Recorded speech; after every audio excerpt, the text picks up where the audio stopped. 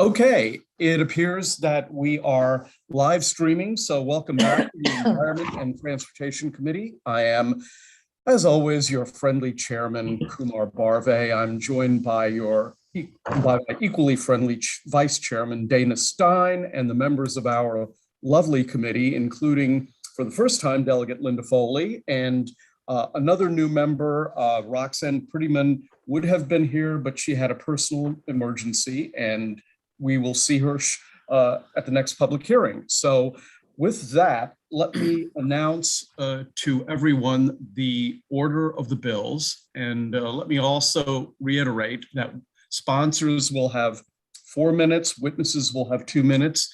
So the bills will be in the following order. The first bill will be House Bill 16, Delegate Lehman. The second bill will be House Bill 191, also Delegate Lehman. The third bill will be House Bill 40, Delegate Watson. The next bill after that, the fourth bill, will be House Bill 75, Delegate Frazier Hidalgo. Then bill number 5 will be House Bill 107, Delegate Holmes. The sixth bill will be House Bill 140, also Delegate Holmes. And the final bill of the afternoon will be House Bill 137. And I just want to note for everybody that we're a little rusty. We're having to remember, all of us, myself included, what our procedures are from 9 months ago. And that can be, if your memory is as bad as mine, that can be a real challenge. So with that, let me welcome to the committee our member, Delegate Mary Lehman, who has the dog extreme weather bill, or as I like to call it, the freezing Fido bill. Take it away, Mary. Thank you, Mr. Chairman, Mr. Friendly Chair and Vice Chair, and my esteemed colleagues on ENT. I am pleased to present House Bill 16. That is the unattended dogs, extreme weather conditions, and heat. This is a perfect day to be talking about a bill like this, because if you've looked at the weather forecast for the next day or two, it's pretty cold today, although milder than it's been the last few days, but it's going to be dropping to about 13 degrees on Saturday, and Sunday we're going to have snow and freezing rain. And we do not want our canine friends out in this kind of weather unattended. I'm going to stress unattended. So picture a dog in a backyard, a fenced yard, or on possibly on a business property, but out in the elements, without its owner or without any human being, without access to any kind of shelter. Or what you would think of as adequate shelter. The bill does define adequate shelter. It also defines what it is not. It is not a deck or a porch that a dog can crawl under, or a car that it can crawl under. The definition is in there, but it's essentially a structure with 4 walls, a door. It's insulated and can stand up to the elements. The bill does add new language around heat, and I do want to call folks' attention to that. This so-called shade provision was added for hot weather, and it talks about the definition of adequate shade, because when it gets above 90, which is the standard for heat, a dog might be better off being outside of its dog shelter, but under the shade of a tree. And this was brought to us, this concern, by some members over in the Senate from rural parts of the state. And so we consider this, and the animal advocates will tell you that they consider this a compromise.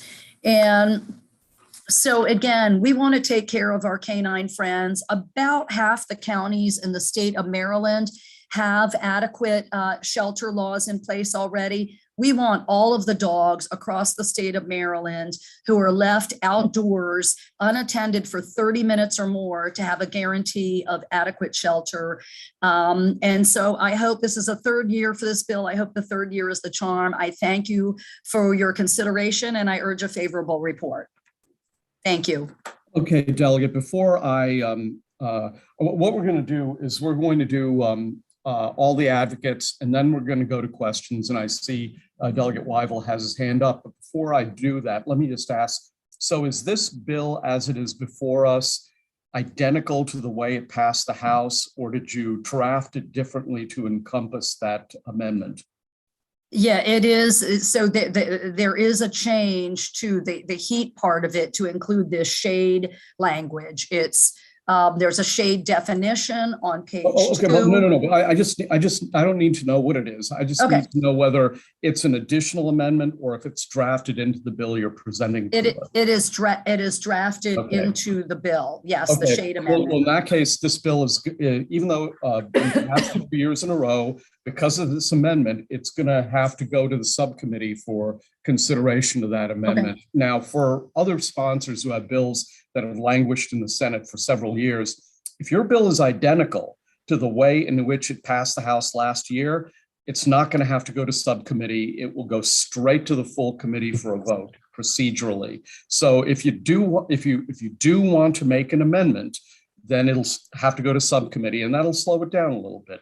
We're early in session, so maybe it won't make a difference. So let me, Delegate Wyvill, I see you have your hand up, and I haven't forgotten about you. Let's go through all of the advocates, and then I will take your question and the questions of other members of the committee. So I have as witnesses in the following order: Patty Crenshaw Quimby, Lisa Radoff, Deb Stone Hess, Jennifer Bevin Dangle, Kim Fullerton, and Kim Fullerton. Those are the witnesses who are signed up to testify. We'll start with Patty Crenshaw Quimby.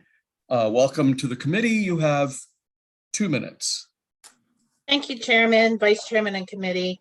My name is Patty Crenshaw Quimby, and I'm here today representing Professional Animal Workers of Maryland, as well as I am the Chief Animal Control Officer for Talbot County. Our membership, which is comprised of 85% of the animal control units and contracted shelters in Maryland, stands unanimously in support of House Bill 16.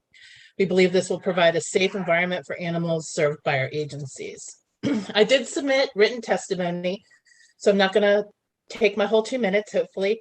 I just want to emphasize that while over recent years there are several counties and jurisdictions, mine included, which have created our own extreme weather ordinances in response to the absence at the state level, there are still too many across Maryland lacking this. This law will give all agencies the teeth to protect the most vulnerable animals in our communities. By making these minimum standards actual law, we will, in many cases, prevent acts of cruelty and neglect before they occur, instead of our officers responding once animals have already suffered. Excuse me. We ask for a favorable vote on this bill, and I thank you so much for your time today. Right. Thank you very much. Next, we will go to Lisa Radoff. Lisa, welcome back to the committee.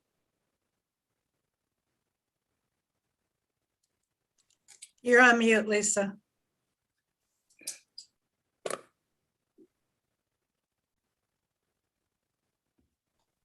That was awkward. I'm so sorry. Good afternoon, everyone. Old habits. Chairman Barve, Vice Chairman Stein, members of the Environment and Transportation Committee, thank you for the opportunity to testify before you today. This bill, as you know, has been back multiple times, and Delegate Lehman did a wonderful job of explaining the bill, as well as the amendment. No, we're not trying to throw you any shade. It's basically the same bill as last year, which passed 121-9 in the House. I'm not going to go through with my testimony verbally. You have it in written form, but let's make 2022 the year that we pass this bill. I'm sure that you will all be happy to not hear us back again next year. And a big thank you to Delegate Lehman for sponsoring this legislation and ask this committee for a favorable report. Thanks. Thank you very much. Next, let's hear from Deb Stone Hess. Deb, welcome to the committee. Thank you so much. Can you hear me? Yes, I can. Perfect. That works. Thank you. My name is Deborah Stone Hess. I chair the Baltimore County Animal Services Advisory Commission.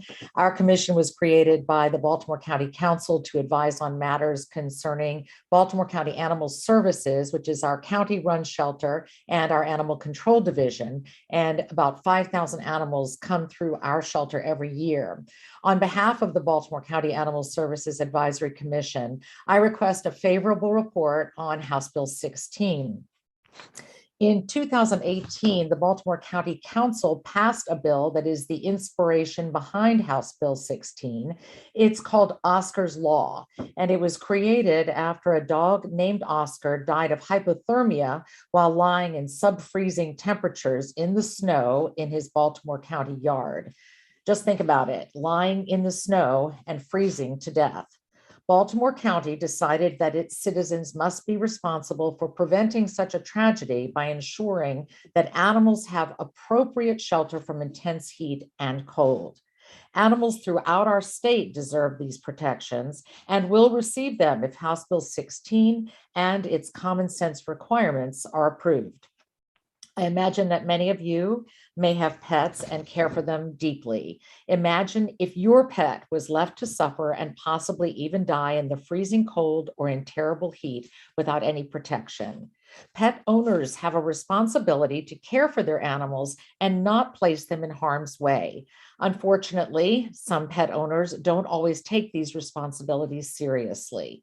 With the passage of House Bill 16, they will be required to provide basic protection from extreme heat and cold so that other animals don't die like Oscar did. I urge you to please vote favorably for House Bill 16, and by doing so, you'll become a protector of helpless animals in the state of Maryland. Thank you so much for the opportunity to speak. Thank you. And let's next go to Jennifer Bevin Dangle. Jennifer, welcome back to the committee. Thank you, Mr. Chairman, Vice Chairman, members of the committee. It's my pleasure to testify here today. I'm Jennifer Bevin Dangle. I'm the State Director for the Humane Society of the United States. We really appreciate this committee's support of House Bill 16 and its past iterations. I did want to make sure the committee was fully aware of all the changes we made. We had the ability to workshop this bill with the Senate Judicial Proceedings, Chairman, committee staff, and a few others. And as a result of that workshop, there are 4 changes to the bill that are in the bill itself. So these are not additional amendments, but I did want to draw your attention to them. The first one, our sponsor already spoke to. It was flagged that if it's above 90 degrees, but not yet a heat advisory, that shade may be the most appropriate way to protect the dog. So that amendment has been made, as the sponsor indicated. The other amendment is reflective of actually a question that was raised in this committee last year. There was some concern in the past whether livestock herding was sufficient to include livestock guarding. You'll note that the language now in that exemption, dogs that are engaged in herding or guarding are now clearly exempt from the bill. So we understand that there are dogs for outside for work purposes. So, in some ways unwatched doesn't really apply because they're working dogs, but we did clarify that language.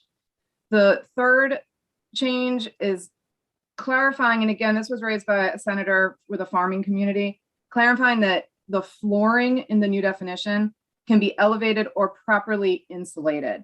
He flagged that a lot of barn structures are warm enough for the animals that are living there, and so we wanted to make sure that those barn structures would also be acceptable for the dogs. And then the last change that was made was simply specifying that the types of weather service advisories. It was raised that a fog advisory would actually have triggered the suitable shelter requirements in the past. And, certainly it's not our opinion that dogs need shelter in a fog. So those were the changes, and I'm happy to speak to them further in questions, but we urge your favorable support. Thank you. And finally, we're going to go to hear from Kim Fullerton, who's with the Maryland State Bar Association Animal Law Section. Kim, welcome back to the committee. Good afternoon. Thank you, Mr. Chair, Vice Chair, and members of the committee. It's important to note that this bill only applies during extreme circumstances and just to one species. And dogs hold such significant physical and emotional ties to people in our communities. They serve the police force, they serve people with disabilities, they perform search and rescue, and at the end of the day, they are our most loyal friends. They should have shelter in extreme weather. The Animal Law Section applauds Delegate Lehman for her sponsorship of this bill, and we urge a favorable report. We have already filed our written testimony, so I won't reiterate everything, and thank you for your time.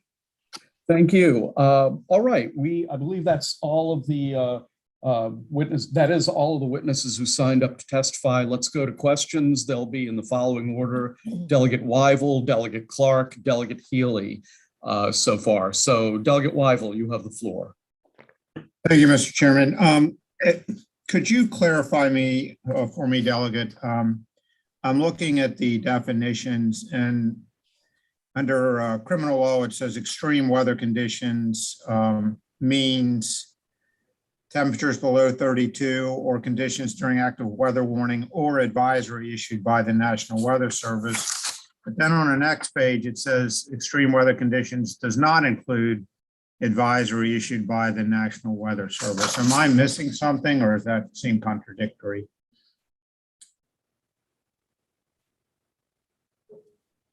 Sorry, I'm trying to unmute. Okay. Delegate Weigel, thank you for that question. Do you mind, I was scanning pages 2 where the definitions start in page 3. Can you tell me what lines you're looking at, please? So I can make sure I'm in the right place. On page 1 of the bill I printed off, it's line 19 where it defines extreme weather conditions. Right. At the bottom of that, extreme weather conditions, it says it means advisory issued by the National Weather Service. But then on the next page, page 2, at the very top, line 1, it says extreme weather conditions does not include advisory issued by the National Weather Service. Yeah, I think the only word you're missing, Delegate Weigel, is that it's marine warnings. So marine warnings would not be included. It says, maybe that word is missing in yours. It says marine warnings or advisories issued by the National Weather Service.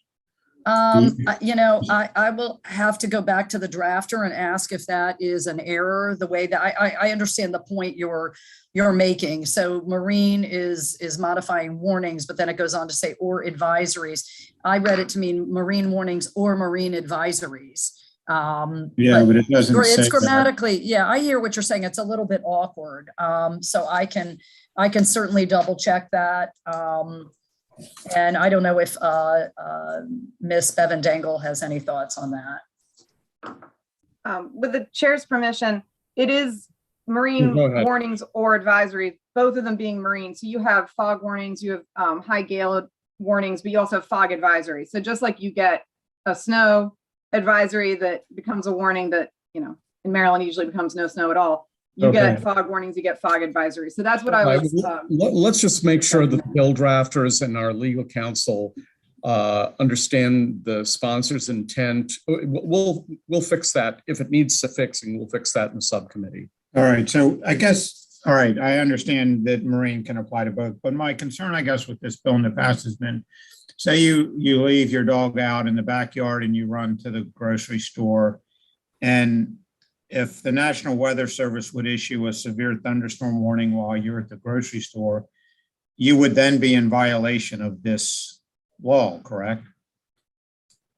Yes, you would potentially if you can't get home within 30 minutes to bring your dog inside, or you don't have a neighbor that you can call to say, hey, I'm stuck at the store. I see a tornado is coming. Will you bring, Fido in? Will you take Fido into your house or let Fido into my house? So potentially, but remember, Delegate Weigel, that this is like any similar laws at the county or the state level. This is a complaint-driven system. It's not as if animal management folks are driving around, especially ever, looking for problems, but certainly not during extreme weather warning, to just see like, oh, who's left their dog out in their backyard and doesn't have adequate shelter.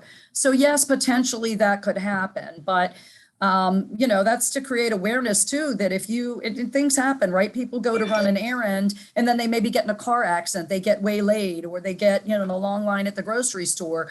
Then pet owners should be thinking, wow, I left my dog out. Whether your dog has adequate shelter or not. I should call someone, maybe even like call one of the kids at home or a neighbor if no one is in your home, and say, please bring my dog inside. Oh, okay, I get that. But it could happen. And so you did answer my question, but then to follow up with that, it says longer than 30 minutes. Who enforces the 30-minute rule? How would anyone at the Humane Society or whoever's enforcing the animal control laws know that the dog has actually been out for 30 minutes or more?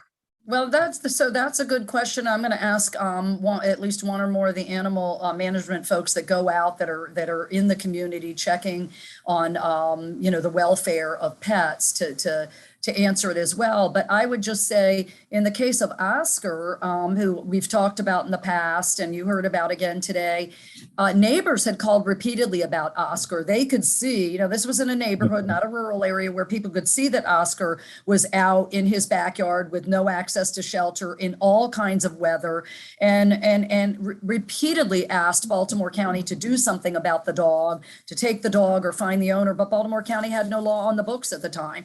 So those were neighbors that were seeing how long that dog was out and letting animal management officials know. Okay, all right, thank you. Okay, Delegate Clark. Thank you, Mr. Chair. Just a quick question for Patty Quimby. Just from my personal knowledge, does all the counties in the state of Maryland have animal control departments? And also, do the large municipalities have animal control departments on their own? So every county has some form of animal control. Some may be a one-man show, others have a full team. If you're looking at like PG County and Montgomery County, some of the cities and townships have their own animal control teams within those cities and municipalities. But they vary greatly across the state because we're sort of trying to catch up here, getting things across the state very uniform, because the ordinances that get passed or don't get passed or that are actually on the books are so very different from one county to the next.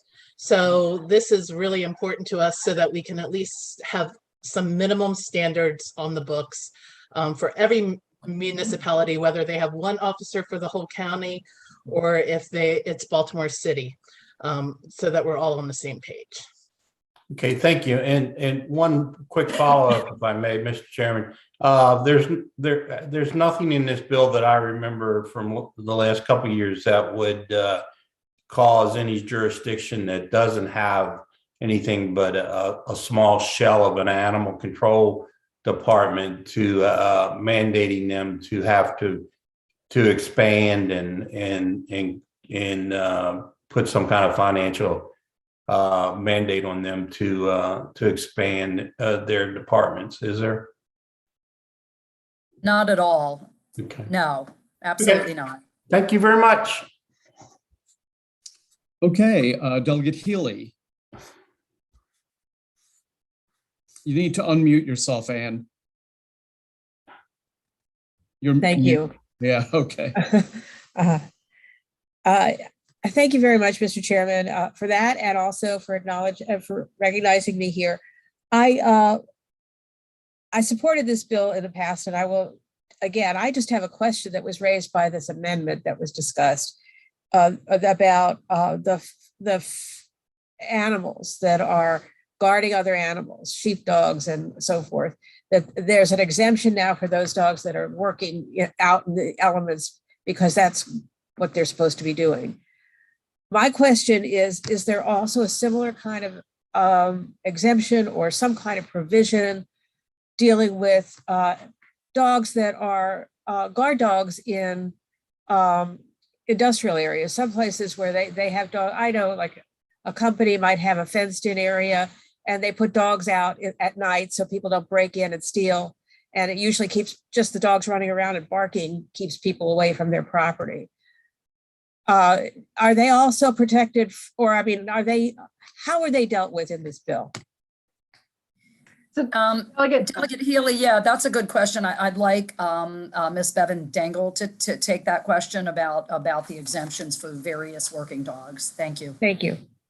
Thank you, Delegate. And it's a very good question, Delegate Healy. So dogs who are actively guarding livestock or actively herding livestock, they would be protected because there are already shade requirements and shelter requirements for livestock. So our goal is to ensure that individuals who already have, I actually have a few geriatric sheep they have a run-in, they have suitable shelter. It's got straw right now to insulate it for the winter. Any dogs that would happen to be out working those sheep would be able to access the shelter that's already being provided for the livestock. So that's why we feel it's a very safe exemption, because you don't need to require any farmer to have duplicative shelter. For those dogs who are in an industrial setting, we do feel it's important that should they be working and guarding in extreme heat or extreme cold, that there's specific language that would require them to also have shelter. They wouldn't automatically have access to suitable shelter. Certainly it's easy to provide in an industrial setting because there's plenty of different options that the owner of the property could take to, either use existing buildings and, and make sure that they're accessible to the dogs, or to easily just add additional structures for the dogs. But there's no guarantee in an industrial setting that the dogs have access to suitable shelter. So we do think it's important that this law would apply to them. The reason for that working dog exemption is because there's existing shelters and we don't want to be duplicative. Okay, thank you very much. So wait, let me understand. The junkyard dog is not included in the bill. The junkyard dog is not exempted from the bill. Okay. The junkyard owner has to make sure he does have shelter. Okay, That makes fair sense. enough. Okay, fair enough. Any further, I think Delegate Silaberte may have a question. Do you, Barry? Thank you, Mr. Chairman. This bill has been before our committee a number of times in the past, obviously it passed again. So when it goes to the Senate, it gets truncated. Does anybody know why specifically over there they have a problem with this? So if they have a problem with it over there, can we address it over here so we can get it through the Senate? I will take a stab at that first, Delegate Silaberte. So this bill has passed twice, has passed the full House. It's just never been taken up in JPR. That's the Committee of Jurisdiction. They've never voted it down. They've just never, I think the year before last, they held their own hearing because this bill is cross-filed. It's been cross-filed all 3 years. So they held a hearing but never voted on it. Last year, they didn't even hear it. They didn't even look at it at all. And so I think you heard Ms. Bevin Dangle reference a work group over, I'm going to call it a work group. I forget the term she used. Chair Smith agreed to take a look at this bill because the second year it passed even earlier, sooner. It passed in February, and yet they still didn't take it up. And so he said, let's work through some of the concerns. And that's where this issue about hot weather and the possibility of some shade language was raised by some of the rural senators. And that led to this change. But yeah, it wasn't voted down, and beyond just them, the committee not making time for it, I can't tell you why else, what the other, if there were any concerns actually.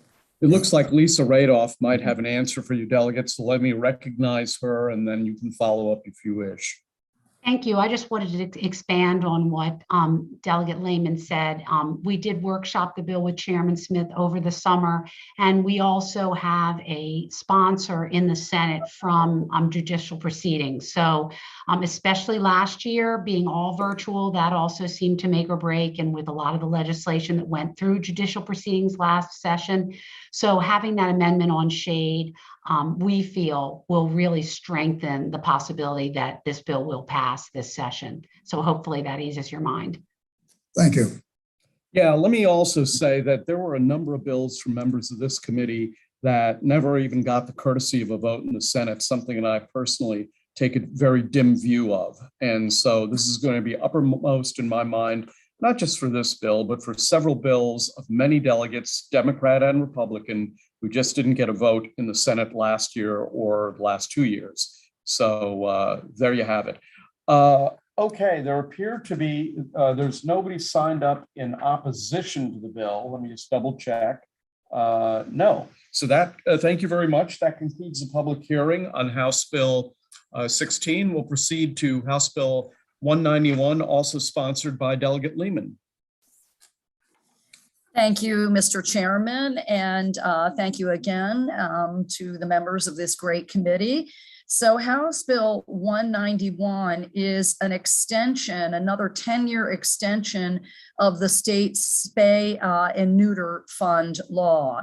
If you remember, I brought this bill last year a year in advance, a year and a half in advance of its expiration, hoping maybe that we could, that if there were issues or concerns with the reauthorization that included a proposed increase in the fee, which is what is used to create this spay neuter fund, that we would give ourselves extra time to consider and discuss and debate it before the law expires in September of this year.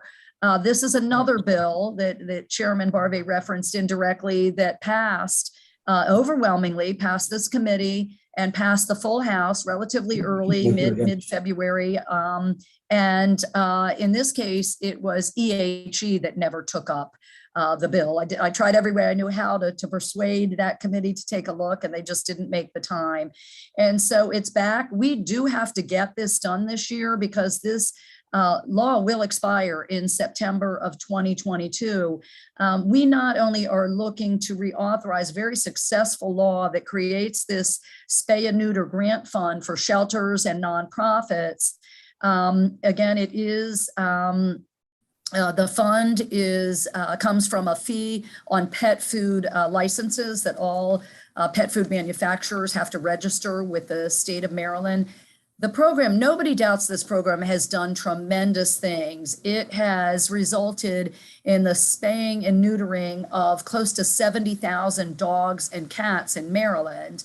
However, the state is still euthanizing really a staggering number of animals, animals that are sometimes owner surrenders, which is heartbreaking to think of. Sometimes they are strays that just get away and are never claimed by anyone, but they can't, for whatever reason, be adopted out. And, you know, just to give you some idea of how many animals are taken in by our shelters each year, in the 5-year period between 2014 and 2019, shelters took in 86,384 dogs and almost 150,000 cats.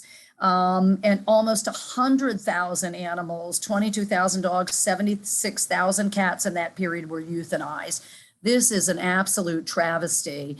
And the only way to get at that really is spaying and neutering, so we don't end up having a lot of unwanted and unadoptable animals in our shelters. And so I hope this committee will support the reauthorization with a reporting requirement that the Department of Agriculture look at the number of grant requests versus how much the agency is actually awarding in grants and how much unmet need there is. I will be open to a friendly amendment from Delegate Ruth to that reporting requirement to look at whether spay and neutering services are truly accessible across the state, especially for low-income pet owners, because that's where the challenge often is. You know, people sometimes want to spay and neuter their cats and dogs, but just can't afford to. And so this is important to those folks as well. And with that, I thank you, Mr. Chairman, and I ask this committee for a favorable report on House Bill 191. Okay, before I go to the list of proponents, let me again emphasize that if we're amending a bill that from the state at which it left this committee last year, then the bill will have to go to a subcommittee for that amendment. If a bill is identical to the way it left this committee, it will go from public hearing straight to the voting list of the committee. So anyway, the following. Mr. Chairman, can I ask a quick question, procedural? Sure. In this case, so the amendment I just described is not written into this bill, but it was my assumption that the subcommittee would have to look at it anyway. I would not, I don't want to say, you know, speak for you, but I wouldn't think you want the full committee to be looking at an amendment. It is drafted as it was last year, but I've had this request for an amendment that I consider friendly. Well, look, if you want to pass the bill out of the committee as it passed last year, then it can go straight to the committee. But if you have an amendment that you want to add to it, I'll put it in the Natural Resources Subcommittee, and we're early in session. I'm sure they'll be able to deal with it in an expeditious manner. Okay, great. Thank you so much. Yeah. Okay. So the following people have signed up in favor of the bill: Lisa Radoff, Steve Connolly, Jennifer Bevin Dangle, Cassie Shirk, Patty Crenshaw Quimby, Sally Rhodes, Savan Cowley, and let's see. I think that's all the oral testimony. All the other individuals only have written testimony. So let's go straight away to Lisa Radoff. Lisa. Okay, I'm not muted. Good afternoon again, Chairman Barve, Vice Chairman Stein, members of the Environment and Transportation Committee. Thank you for the opportunity to testify before you today. My name is Lisa Radoff from Maryland Votes for Animals, here in favor of the Department of Agriculture Spay Neuter Fund Extension and Report HB 191.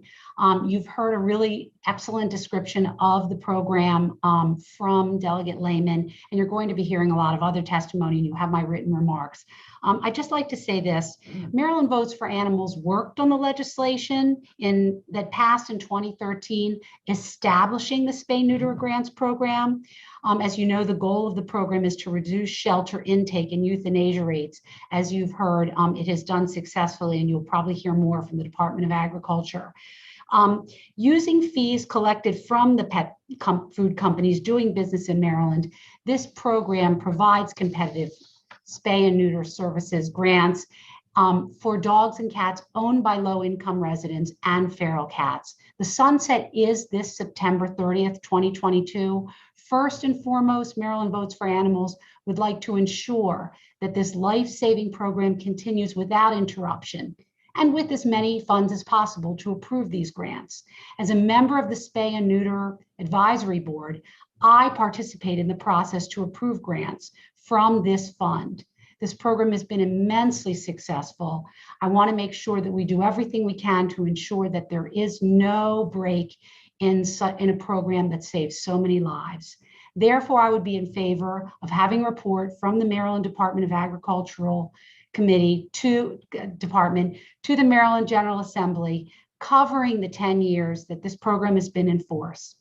I want to thank Delegate Lehman for her commitment to this program and ask for a favorable report. Thank you. Thank you very much. Next to testify is Stephen Connolly. Stephen, welcome to the committee. Thank you, Mr. Chairman. I'm with the Maryland Department of Agriculture. I also, hopefully you can hear me with my mask on. I can. But we administer the spay and neuter program. I'd just like to say we're very, very lucky to have a lot of very dedicated volunteers that serve on the spay and neuter program. I think that this is one of the better managed cost share grant programs in state government by the involvement of the Spay and Neuter Board. As both Delegate Lehman and Lisa have already mentioned, the program is a grant program, a competitive grant program, and I think we need to make sure that people understand it's a competitive grant program. We review all the grants that come in and rank them against other grants to provide funding for low cost, no cost spay and neuter for cats and dogs that are owned by individuals and feral cats. So we have spay and neutered over 85,000 animals using these funds. We partner with county governments as well as animal welfare organizations to carry this out.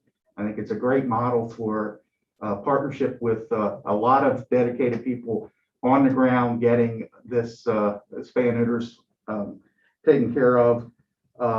It is funded through a fee on pet food, the pet foods that are registered with the Maryland State Chemist Office. They charge a $50 fee to be able to sell a pet food in the state of Maryland. The Spay and Neuter Fund then also charges $100 per pet food. And that's where the fund comes from, is the $100 per pet food. It raises a little bit over $1.2 million. It is completely special funded. The money that's collected covers the cost of administering the program, the staffing of the program, as well as the grants going out. So it's 100% special funded. We don't receive any general funds to run the program. I also have with me Nathan Bowen, who's the executive director of the Spay and Neuter program. And he's here in case there's any questions specifically on how we administer the program and the success of it. And that's the end of my testimony. Okay, let's go next to Jennifer Bevin Dangle. Jennifer? Thank you, Mr. Chairman, Vice Chair, members of the committee. My name is Jennifer Bevin Dangle. I'm the State Director for the Humane Society of the United States. You've heard ample discussion about the importance of this program and its life-saving work, and the fact that it is cost neutral to the state, which is always a beautiful thing for a program that is so very effective. Just this morning, I was asked by my colleague in Kentucky, they're looking to establish a similar program there, inspired by your leadership and our great success rate here. So it's something that the state should really be very, very proud of. Given what's been said already about the importance of renewing the program and not letting it sunset, we cannot afford to miss a year of spay neuter, given the way that cat and dog populations work. We urge this committee to pass the bill, with a study provision this year. We do think it's worth looking at the fee structure, making sure it's optimized. We have already seen increased need for the program. Baltimore County has made permanent and final their community cat program, which authorizes them to receive funding. I've heard from a few other jurisdictions that are looking to follow suit, which will put new potential grant recipients into the mix. And we already know that the cost of everything has changed significantly in the last 10 years. Looking at my grocery bills alone, I know that costs have been going up. So we're really excited to see a study, make sure that these fees are set correctly and at the right level, but appreciate the support of this committee last year, trying to make sure that this wouldn't sunset, and ask that the committee, again, move the bill before this life-saving work is put on hold. Thank you very much. Next, Cassie Shirk, also with the Ag Department. Cassie, welcome back to the committee. Thank you, Mr. Chair. I actually don't have anything else to add. Steve covered everything. So I'm sorry, just one quick thing that I did want to mention. So for the record, Cassie Shirk, Maryland Department of Agriculture. We're here in support of the bill. The only other thing that the department did want to mention is that we have a departmental bill, Senate Bill 206, that does the same thing. It extends the sunset date to the spay and neuter program. And we are very hopeful that, Delegate Lehman's bill and our departmental bill can be companion bills, and that we can, get these to the finish line and make sure that the program can continue. Okay, well, guess what? So far, you win the award for shortest testimony. So treat yourself to a cookie or something. Okay, next we will listen to Patty Crenshaw Quimby. Patty? Good afternoon again, Chairman Barve, Vice Chair and Committee. My name is Patty Crenshaw Quimby, and I'm speaking on this bill as the Executive Director of Talby Humane and the President of Professional Animal Workers of Maryland. I also have the privilege to serve on the Spay Neuter Advisory Board, so I see the hard work done across the state by all of the recipients of these grants. I'm not going to reiterate what my colleagues have said, but I thought it would be a great opportunity to share just one picture into what this grant program has done. In the past 5 years alone at my shelter, we have seen an exponential increase in the number of pets and people served in the community, while during the same time, we have reduced intake into our shelter by 20% and shelter euthanasia during that time by 28%. Our euthanasia numbers were already low, but to be able to take it down 28% is huge. This is just a one snapshot of what we're seeing across the state and proof of how important this program is. So sponsoring, thank you again to Delegate Lehman for sponsoring this bill, and Professional Animal Workers really hopes for a favorable report on this very important bill. And thank you for your time. Thank you. Next, we will go to Sally Rhodes. Sally, welcome to the committee. Thank you. Good afternoon. My name is Sally Rhodes. I'm testifying on behalf of Beltsville Community Cats in support of HB 191. BCC is an all-volunteer nonprofit working with residents and businesses to employ humane methods to manage and reduce the free-roaming cat population in Beltsville. Groups like BCC are committed to seeing that free-roaming cats and abandoned house cats have access to the spay-neuter surgeries and the benefits of sterilization. Benefits to the community include a reduction in unwanted litters while minimizing disease, fighting, spraying, and flea and tick infestation.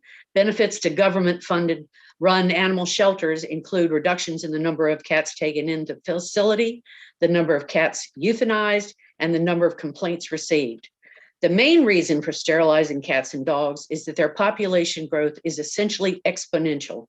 The Jason DeVos Hagel Foundation reports that 67,000 puppies can be born to a female dog and her offspring in just 7 years, and a staggering 420,000 kittens can be born to a female cat and her offspring in just 6 years. The Save Maryland Pets website says approximately 96,000 cats and dogs enter Maryland shelters every year. Of those, just under half, about 45,000, are destroyed at an annual cost of $8 to $9 million. The Prince George's County Animal Services Division reports a decrease of about 1,000 animals a year in their shelter intake as a result of the MDA funding for spay-neuter surgeries, and that their live release rate for cats has increased by 2% a year as a result of a Release to Field initiative that is a partnership between the county shelter and a coalition of cat groups. Every animal that is fixed to using MDA funding saves tens and thousands of dollars of other animals from going into Maryland shelters. Every Maryland dollar, MDA dollar spent today, saves Maryland taxpayers far greater expenses in the future. You know, I noticed you just got past 2 minutes, so if you could wrap it up. Wrapping it up, BCC encourages you to pass this bill favorably out of committee. Thank you very much. That was it. Okay, let's go now to somebody who signed up favorable with amendments. Savan Kahi, did I pronounce your last name correctly? No, sir, but nobody does, and I'm used to it. What is it before we start the timer? It would be like COY, Coy. Coy. Okay. Yep. It's Irish, lots of extra letters. Thank you, Chairman, Vice Chair, and members of the committee. I'm Savan Coy. Sorry, representing the Pet Food Institute, the voice of U.S. cat and dog food manufacturers. We commend Maryland for the great success of the spay and neuter program and support extending it for 10 years at the current funding level. However, we question the need for a report with the goal to increase already high fees, given that the Department of Agriculture's opinion last year was that the program is already well funded with no current need to increase fees. We urge the committee to reject attempts to unnecessarily increase taxes on pet food makers who already pay a $50 per product registration fee. As MDA mentioned, the current $100 per product spay and neuter tax generates about $1 million a year, and that is the highest pet food tax in the country. This tax applies to each product size and each unique protein formula for every cat and dog food product. And the taxes paid in Maryland account for about 10% of pet food makers' budgets for all taxes and fees, which is a significant share for a single state. We support an extension of the program at the current fee level, but as I mentioned, we cannot support any provision that would lead to increased taxes. Instead, additional funding mechanisms should be studied. Many states provide funding for spay and neuter programs from fees from specialty pet license plates and voluntary contributions made on state income tax returns. Such funding sources are already used in Maryland for other programs, like the tax checkoff for the Chesapeake Bay and Endangered Species Fund and the Chesapeake Bay Specialty License Plate. Similar mechanisms could be used to provide additional funds to the spay and neuter program. Thank you for your opportunity to share our views, and I'm happy to answer any questions. Okay, we do have one other person who signed up informationally, and that's Louise Calderwood, and then we'll proceed to questions. Very good. And thank you for sorting this out and being able to get me. And I originally got a notice that I was not approved for testimony. So appreciate this. My name is Louise Calderwood, and I am with the American Feed Industry Association representing the U.S. animal feed industry, including pet food manufacturers. Thank you so much to the committee for taking the time to hear my testimony. We agree in principle with the Maryland Spay-Neuter program's intended goals of targeting the support for pets owned by low-income citizens. And also, we absolutely support the proposed 10-year extension of the program, and we applaud the success of the current program. Our members, the pet food manufacturers, are concerned about the plight of unwanted animals and commend Maryland for the existing program that funded 35 of the 36 applications for the FY22 grant cycle through the competitive review, clearly meeting the first stated goal of the program, targeting assistance to low-income communities and populations to the maximum extent possible. Based on reporting from the Maryland Department of Agriculture, it can be seen that the fund is currently meeting its intended purpose of decreasing pet euthanasia and the population of unwanted pets in shelters. If the report proposed in House 191 determines that expansion of the fund is required to provide spay-neuter programs for pets owned by low-income citizens, we encourage the legislature to request the examination of different funding sources beyond exploring the market capacity for increasing fees. Maryland citizens can increase the funds available for spay-neuter procedures to pets owned by low-income families through existing or new charitable resources, rather than increasing the burden on businesses who don't contribute to the problem of unwanted pets and are already contributing millions of dollars in supporting animal shelters in other ways. On behalf of the businesses that pay into the fund registered, we know that over half of these businesses register fewer than 10 products. So increasing the fee will have a disproportional impact on small businesses that are located in the Delmarva region. We encourage the addition of language requesting the report to identify alternative sources for potential funding. In closing, we oppose any increase in the spay-neuter fund beyond the existing $100 fee on each product, and we urge the members to explore alternative ways. Thank you for your time and for the attention to this matter. All righty then. So we have, with hands up, we have a couple of people, and boy, hold on. Delegate Sheila Ruth is first, then Delegate Regina Boyce. Thank you, Mr. Chair. And I want to thank Delegate Lehman for considering my amendment. This came to my attention because some people brought to my attention that some counties offer low-cost spay-neuter programs and other counties do not.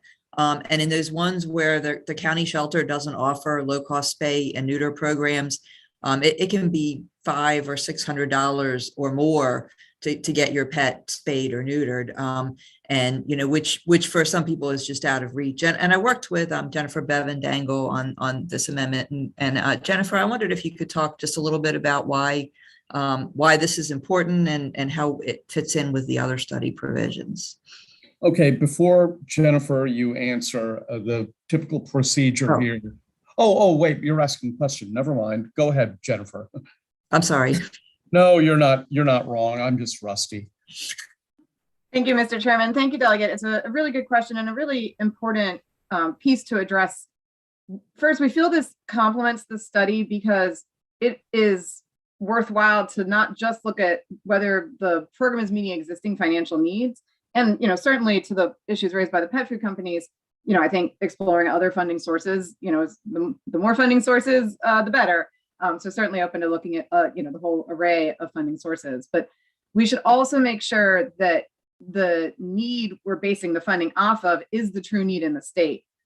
We have certainly, as Humane Society of the United States, seen a tremendous increase in the need for resources that support families with their pets in community, whether it was assisting with food distribution and supply distribution to families, especially those hit by COVID and the financial disruption that it's caused, or issues like this, making sure that families have access to low-cost spay and neuter and, slightly outside the scope of this bill, low-cost vaccination clinics as well.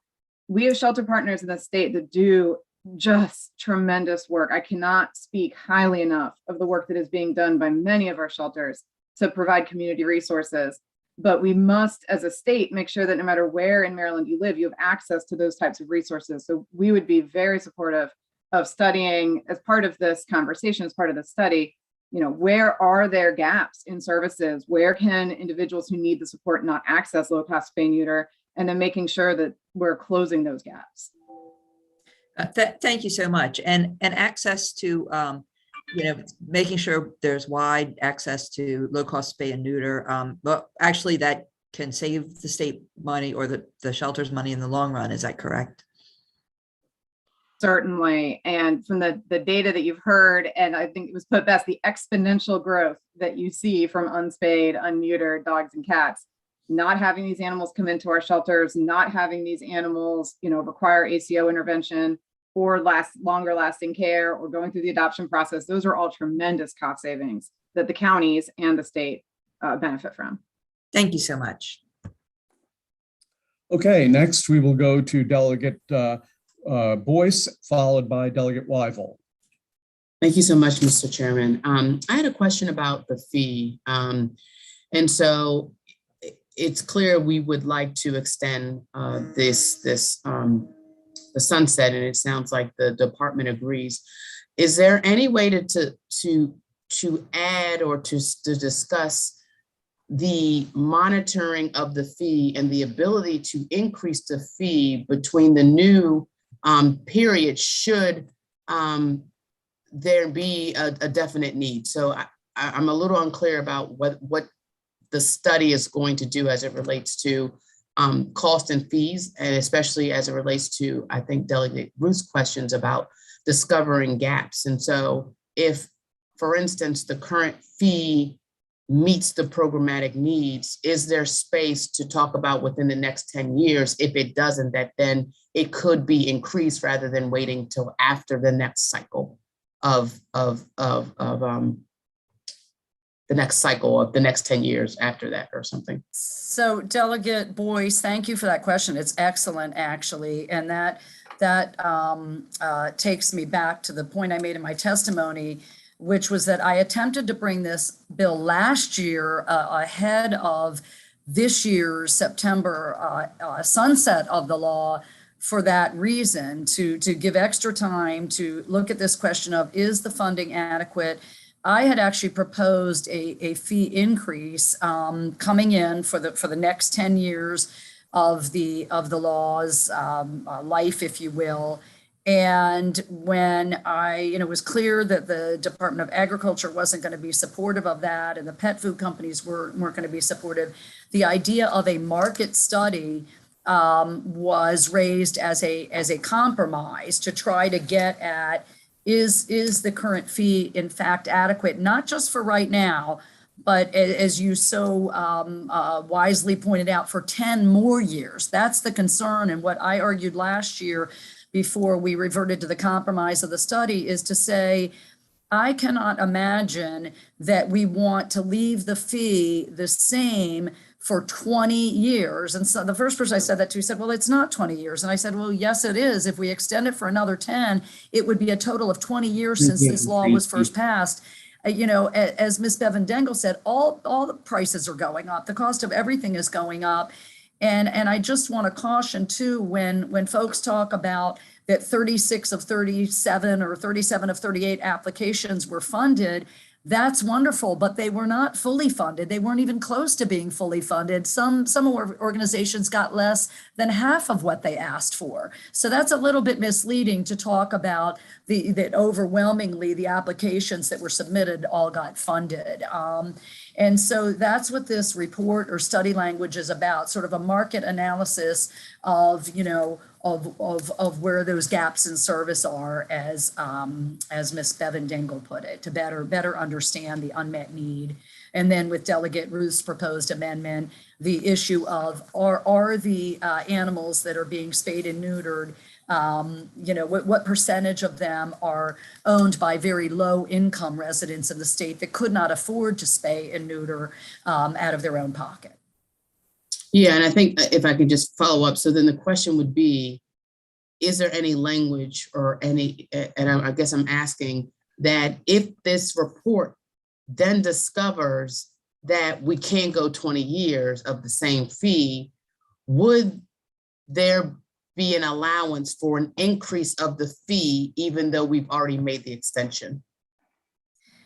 I believe, and Miss Bevin Dangle, or if someone from the Department of Agriculture wants to take that, that's a great question as well. I think we would have to, we want to get the bill reauthorized or the law reauthorized. We don't want that gap.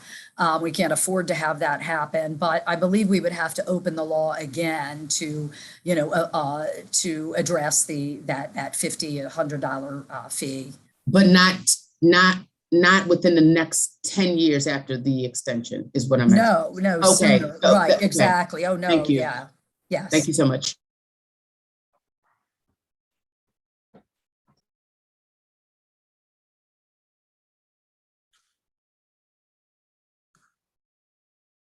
Mr. Chairman, you're muted.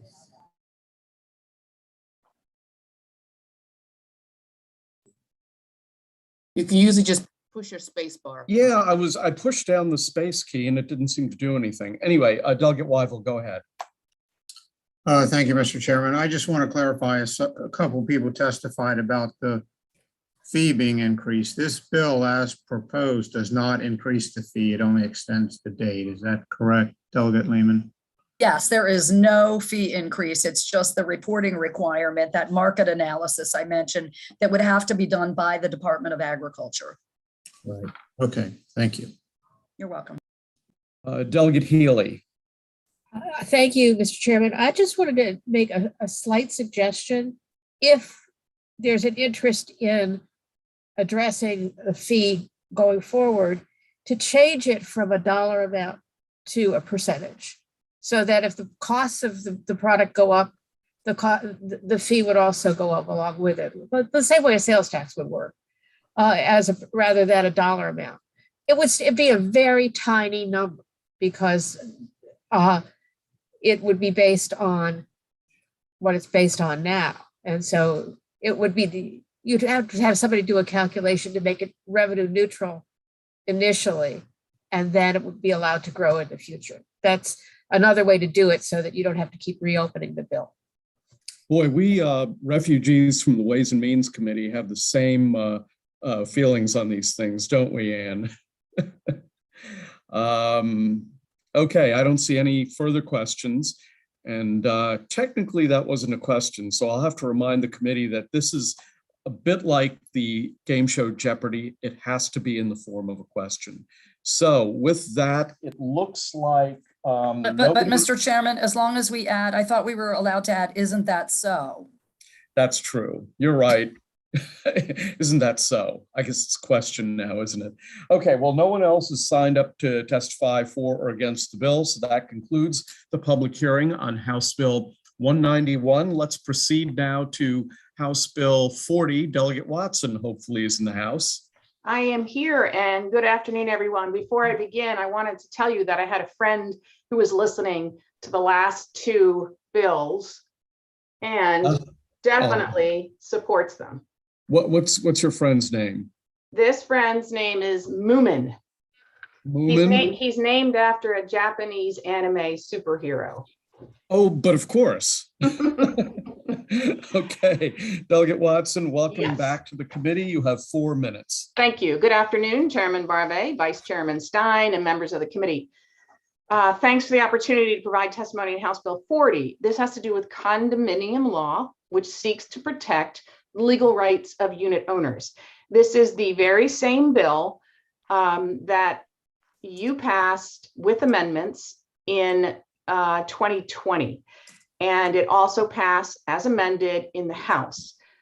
It did not make it to the Senate or through the Senate because of the shortened session. So it is the very same bill amended as passed. And it's very simple. It would prevent a condominium board from waiving the legal rights of unit owners without their knowledge. In other words, it protects consumers whose rights are being given up and who must bear the financial burden when they are unaware of agreements made regarding an asset that they own. The bill is offered to prevent the situation which many of you heard about from your constituents across the state who might own a vacation condo in Ocean City. It was a development called Sunset Island. And I want to clarify that the situation in Sunset Island and that this bill attempts to address is regarding common elements that the association is responsible for, not the individual units. So you will hear owners present written testimony and oral testimony about what happened there and why it's imperative that legislators pass this bill to prevent that from happening again. And in addition, I was moved to reintroduce this bill also because of the disaster we saw in Miami, Florida in June. And I'm not suggesting that this was the same situation because we really don't have all the information about what happened there, but I am suggesting that a resolution to a structural deficiency which waives all future claims for a building should not be secretly agreed to without the unit owner's consent. This year's bill includes amendments, as I said, offered in 2020 by the Community Associations Institute, Maryland's Legislative Action Committee, which specifies that restrictions contained in the bill apply to vendors and developers to allow for things like personnel matters, which are routinely handled by boards without member involvement. It also specifies that the requirement extends the new provisions to lot owners, not just unit owners. To provide background to the matter, I attached 2 articles from 2019 published in the Salisbury Daily Times detailing what happened at the development we mentioned. Among others, written and oral testimony in support of this bill will be offered from Cindy Ardinger, who is a former unit owner in Ocean City, and from Roger Williams, who is the past president of the Council of Unit Owners, Garden Condominium 2 in Sunset Island, and also the Community Association Institute, Maryland Legislative Action Committee, and finally, Karen Strawn of the Maryland Attorney General's Office. So I appreciate your consideration again of this bill. As I said, it's the very same bill you passed out of the committee in 2020, and I'm happy to answer any questions after the testimony is completed. Thank you. And Delegate Watson, is this bill in the same format, in the form in which it passed the House of Delegates? Yes. All righty then. Okay, and just to refresh my memory before I get to the other witnesses, what committee did it go to in the Senate and what happened in the Senate? What committee did it go to in the Senate? What happened was it didn't pass because we shortened the session. The session was shortened and it didn't get through. Oh, so this is 2 years ago. Yes, it was 2 years ago. Okay, what committee, do you have a Senate cross file this year? There is no Senate cross file.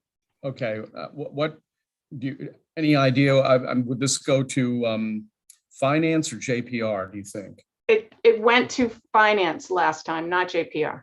Okay, good enough. All right, so we have the following people: Cynthia Ardinger, Karen Strawn, Roger Williams. They're signed up purely in favor. And then I will also, after that, take Bob Etten and Lori Graff, who I believe are signed up with amendments, and then we'll proceed to questions and answers. So Cynthia Ardinger, welcome to the Environment and Transportation Committee. You have 2 minutes.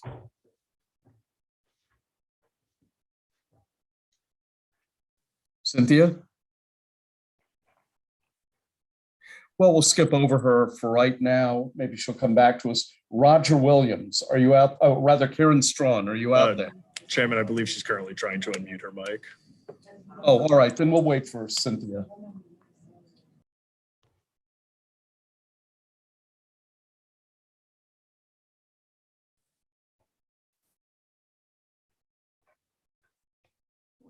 Hello, Chairman Barvey. Can you hear me now? I can hear you now. I apologize. That's fine.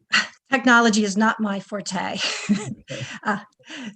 Chairman Kumar Barvey, Vice Chair Dana Stein, and members of the committee, thank you for the opportunity to testify in support of Delegate Watson's bill, HB 40. When I testified in 2020 on then HB 30, which did not pass the Senate due to the shortened session, my testimony was based on a what if. What if shoddy construction is not properly corrected in time and there is loss of life? What if municipalities don't properly oversee construction of buildings? What if the ability of builders to be held responsible for failure to adhere to construction requirements is limited? What if the consumer must take a chance on their largest expenditure, risking bankruptcy and loss of life? The collapse of the Surfside condominium brought many of these questions to the forefront.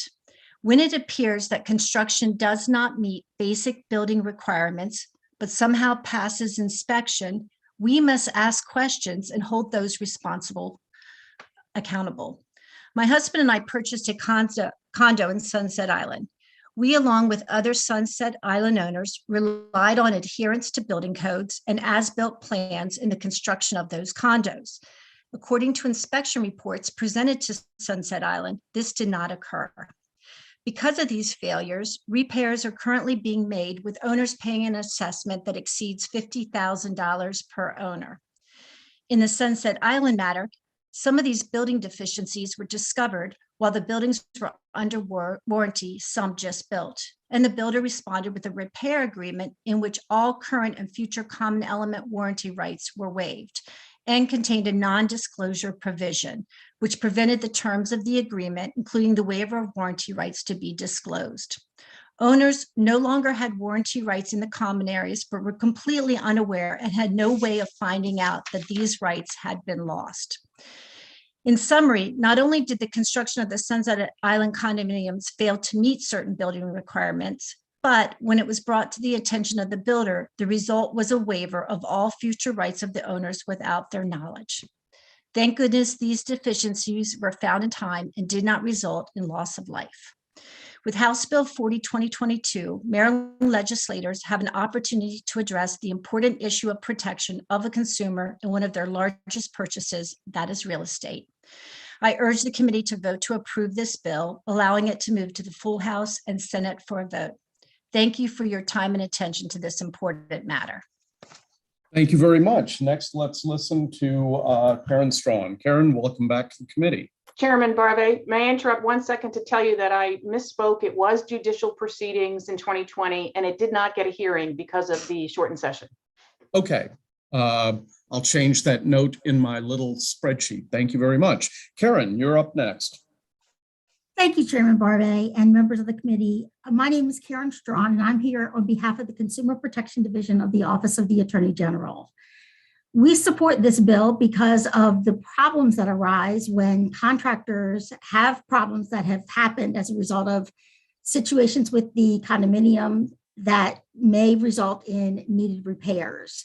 They often seek to have non-disclosure agreements because they wish to make sure that this doesn't become part of the press and part of news that becomes knowledgeable to people in other condominiums to suggest that they are not doing good work and that their work is faulty in any way. We want to ensure that condominium owners and lot owners are aware of what is happening with their money and what the situation is that is going to affect them in the future should there be problems that occur.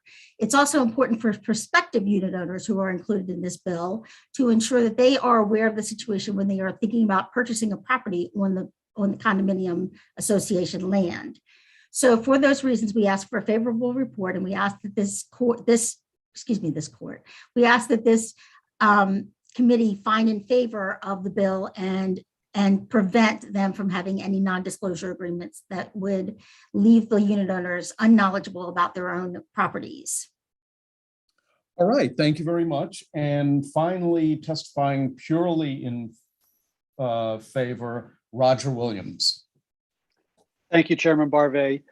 I want to make a minor correction to something Delegate Watson said. I am not the past president. Someday I would like to be the past president, but I'm still the present president of the Condo Association, of the Garden Condo Association Sunset Island. Okay. I had previously testified in support of the 2020 bill, and I'm pleased to see that Delegate Watson is reintroducing the bill since it was a victim of the shortened session in 2020. The objective remains the same: as secret agreements between boards of directors and developers should not be allowed.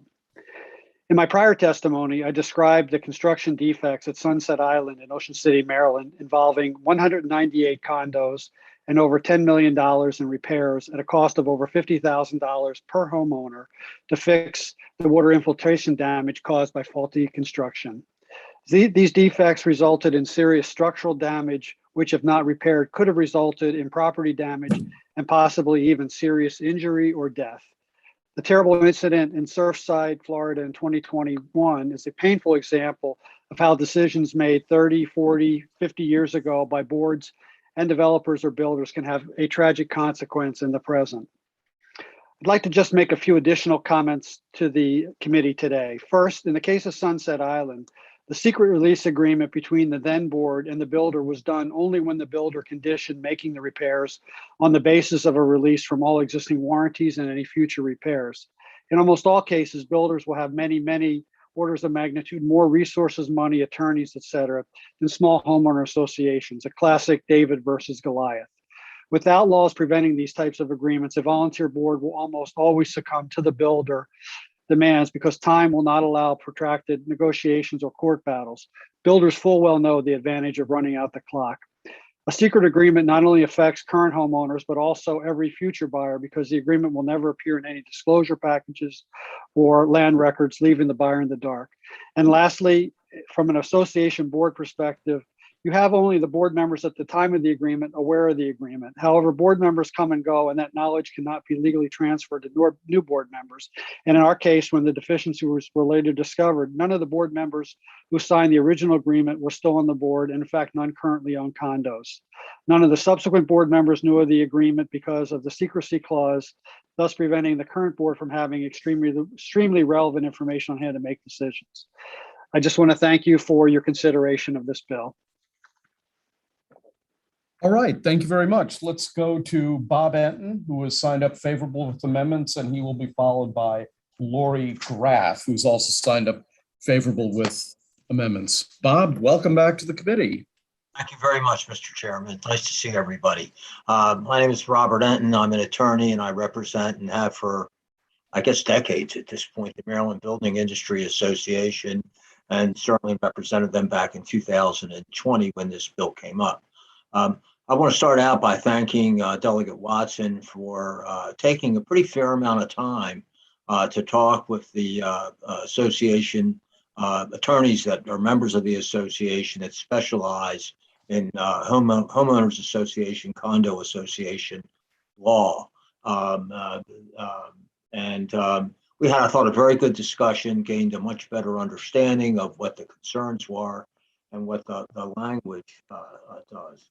We are, based on that conversation, which I think was Tuesday, we will take this bill up again in our legislative committee on Monday. We meet every Monday morning, or every Monday afternoon, and talk about it. We do think that there's some clarifying language which we would like to have.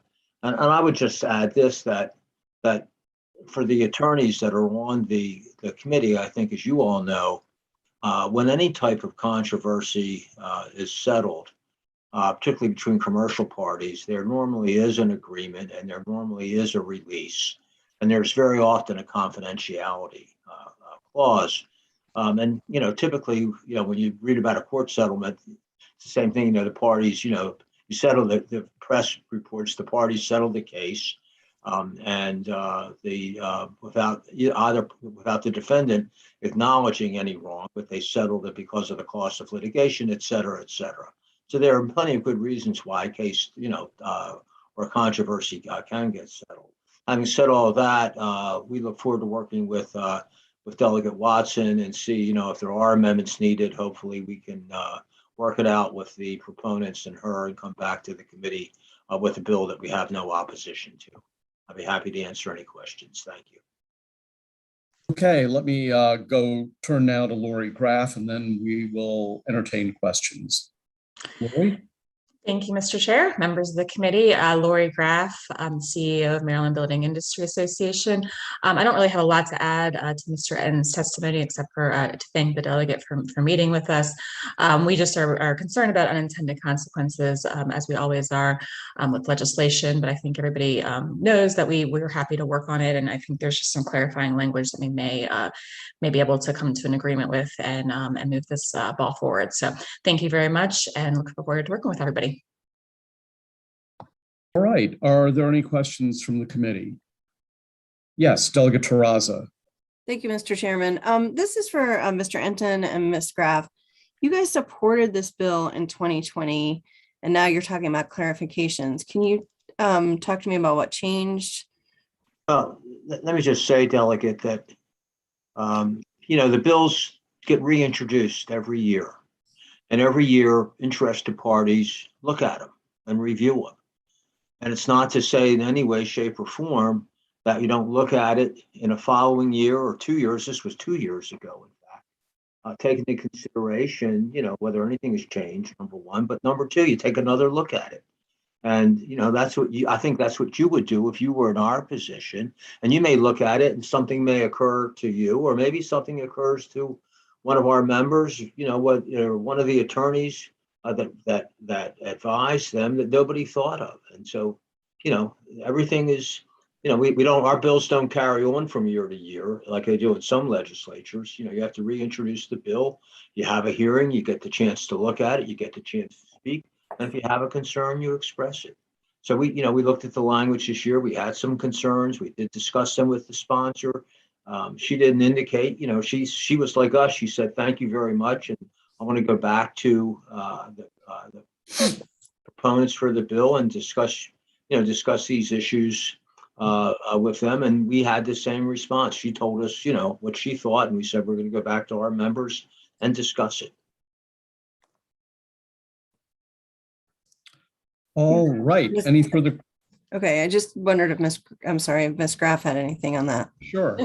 No, absolutely. And I went back in all my records and looked at our conversations we had 2 years ago. And I think, echo what Mr. Enton said. But again, we just want to look at it and make sure there's no unintended consequences on the legislation. So thank you. Can you tell us what the concerns are, though? I mean, you guys are, this is kind of vague. Like, you have some clarifications you want, but now you have concerns that need clarification, and you haven't said anything about that. So once again, I think at this point, based on the conversation that we had with the sponsor, I think we had concerns, particularly about the confidentiality and the prohibition against having such a clause. I'm not aware of any other legislation anywhere in Maryland law that has such a provision. But isn't that the point of the whole bill?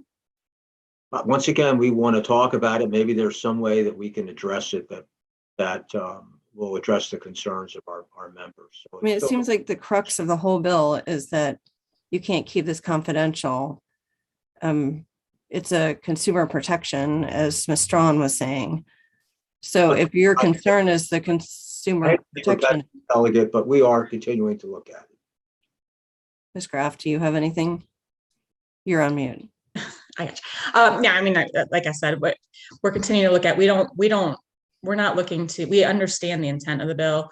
We're just trying to make sure that there's no unintended consequences, and there could be issues moving forward with settling things in the future, which would hurt unit owners also. So we want to make sure that we're all on the same page with that. Okay, I think we all understand where everybody is. Any other questions, Delegate Learman? Thanks. Sorry, I had to unmute. I guess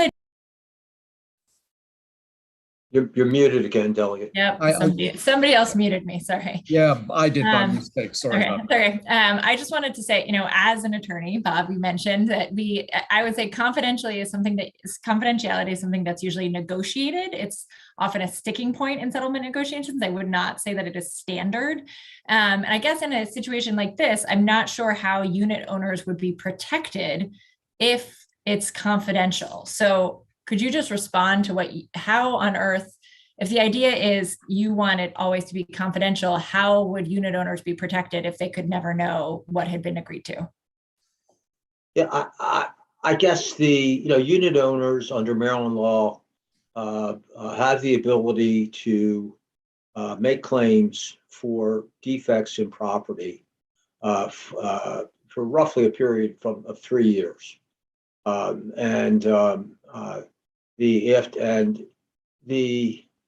It's just a question. I think when we look at it, is this going to have a chilling effect on the willingness of parties to a controversy to enter into a settlement? That's all. And there's a lot of reasons why you may enter into why either side may enter into a settlement. Mostly, I think the number one. And one of the main reasons people enter into settlements is to avoid litigation, which is costly. And secondly, it's a recognition that there's often a middle ground that's going to be much less costly and less risky for both sides to enter into a settlement. Right. And I mean, I agree. It's good to enter into a settlement, but I guess my question was, why shouldn't all units know about it if they're entering into a settlement? Says that the contract that gives rise to the claim which is being settled is a contract between the builder or the developer and the contractor. They're not a party to the agreement. And, they do have other protections under Maryland law. But let me say clearly and categorically again that we had a very good conversation with the sponsor. This is her bill. And she feels she's heavily invested in it. And I think it was a positive conversation. And we're going to continue to look at it and see if there is anything that would give us a greater level of confidence. I'm not saying we'll oppose it if it's not good. I'm just saying we're going to continue to look at it. Okay, that's great. Thank you. All right. Any other questions? Seeing none, that ends the public hearing on House Bill. Oh, what number is that? House Bill 40, and we'll proceed to House Bill 75. Delegate David Fraser Hidalgo, and in 2 minutes, I'm going to have to check out and do a meeting. So Dana, you will have the con. Go ahead, David. All right. Thank you, Mr. Chairman. Thank you, members of the committee. HB 75 is in the same exact posture it was in last year and just got stuck over in the Senate, as many do, because they get busy and I guess they don't consider it. They don't put it as much of a priority as some other bills. That's just the way it goes. It's a really simple bill. I'm sure everybody remembers it from last year, but for those new on the committee, this committee over the last 8 or 9 years has worked very, very hard to come up with policy to help promote industrial hemp growth and processing in the state of Maryland. And we've been very, very successful in doing that. We currently have over 1,200 acres in industrial hemp at the moment, and over 98 licenses have been issued to Marylanders. It's a very, very successful program. And the one thing that we want to make sure that happens is that it continues to be successful. And one of the ways that we want to do that is to ensure that the committee that represents farmers and agriculture, they have 30 members on them. And we would just like one of those members to actually be from the hemp industry. So it's not a particularly controversial bill in any way. All it does is give a little bit more representation so that we have a hemp farmer or somebody that represents hemp on the commission that advises the Department of Ag and the governor and us. That's it. There's really not much more to the bill than that. It's pretty simple. It's pretty straightforward. Again, it's in the same exact posture it was last year. And any questions, I'd be happy to answer. Okay, before I turn this over to the vice chair, David, what committee did it go to in the Senate? I am not sure. I could find out and get back. Good. It probably went to EHE, but I'll find out. Okay, find out, let me know. And Dana, take over. I'll see you guys later soon. Thank you. Thank you, Mr. Chairman. Thank you, Delegate Fraser Hidalgo. Let's see, the one person who signed up favorable to testify, there are several who provided written testimony in favor, but the one person to testify is Kevin Addix. Kevin? Good afternoon, Mr. Vice Chair and members of the committee. Kevin Addix with Grow and Fortify, representing the Maryland Hemp Coalition. Grow and Fortify represents value-added agriculture in the state, and we see hemp as an increasingly important piece of value-added ag in giving farmers a way to value add their agriculture. So the Agriculture Commission, and the reason we support this bill, the Agriculture Commission acts as an advisory panel to the Department of Agriculture, and crops and commodities and organizations and groups are represented there. And when they have their meetings at the Ag Commission, there are also members from other agencies who come as well. to hear the issues of an industry.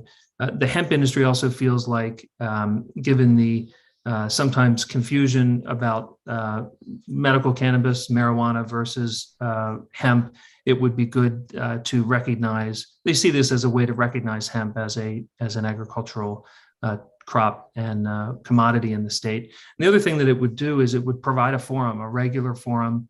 The Ag Commission meets monthly, so it would provide a regular forum to discuss issues surrounding hemp, whether those are grower issues or about the grower issues, as this committee has discussed before.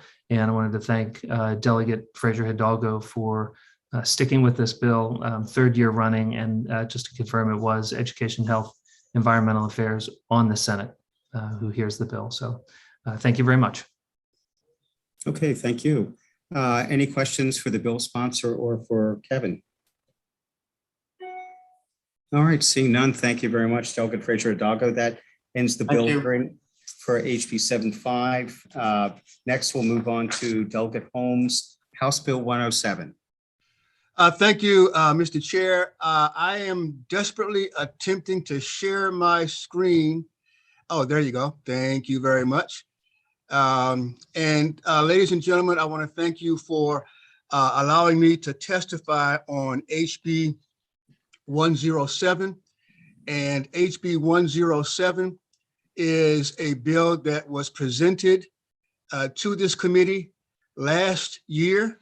As a matter of fact, this bill has been before us for 2019, 2020, 2019, 2021, and 22 this year. Some discussion has been talked about in terms of the collapse of the Florida condominium. And that's a terrible scenario, but I think we perhaps have an opportunity to do something about that here in Maryland.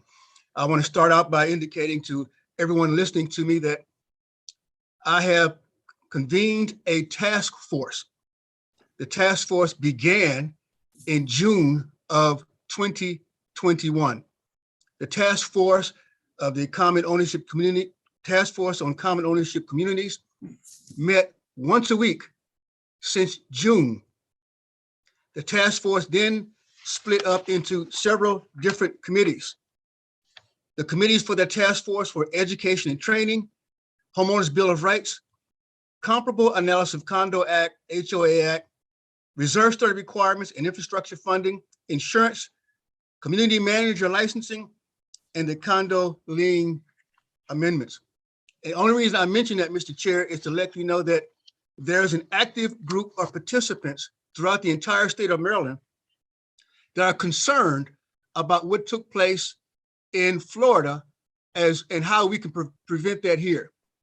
What is before you now on the screen is a commentary from the Baltimore Sun. And some portions of this commentary from the Baltimore Sun, I think, are very important. Reading, it says in part that the exact cause of the condominium collapse is not yet known, but the circumstances strongly point to deterioration of the concrete structure that for several years had been significantly addressed by the governing board of the Buildings Association, but they took no action. And again, this is relevant to reserve studies, ladies and gentlemen. The article also reads, in Maryland, government has always treated such arrangements with a relatively light regulatory hand. Only two counties, Prince George's County and Montgomery County, formally review condominium documents, and only Montgomery County has the authority to enforce them. Since last year, the article continues, the county requires condominium associations and similar bodies to conduct a review every 5 years to see if they're collecting enough money and holding enough in reserves to meet their projected maintenance costs. The governing boards must then set fees based on meeting these anticipated needs. In other words, if your roof needs to be replaced in 10 years and you had better collect money sufficient to cover the cost between now and then. and such studies can't be conducted by just any Tom, Dick, and Harry. I'm quoting here in the Baltimore Sun. The law requires a contractor to be well qualified and experienced, recognized by the State Board of Architects or Engineers, for example. And the state and the legislation before you, ladies and gentlemen, still has that same requirements in it. The article continues to go on. In the wake of the Florida disaster, this appears to be an excellent idea. Earlier this year, yours truly, Delegate Marvin E. Holmes Jr., a Prince George's County Democrat, offered legislation to take his county's approach statewide. And listen here, ladies and gentlemen, it passed the House of Delegates by a 2-to-1 margin and never got serious consideration in the state Senate. And again, I want to indicate to you, ladies and gentlemen, that this bill has been before us for 2019, 2020, 2021, and again this year in 2022. Mr. Chair, there has been some suggestions that an amendment might be put forth on this bill. Currently, the bill before us is in the same posture as it went to the Senate. I would suggest, Mr. Chair, that if the amendment that is being suggested by some parties can be agreed upon by the Senate, I may consider it. It doesn't make too much sense in my mind for me to offer an amendment to hold up the bill in the House if the bill still does not get consideration in the Senate, Mr. Chair.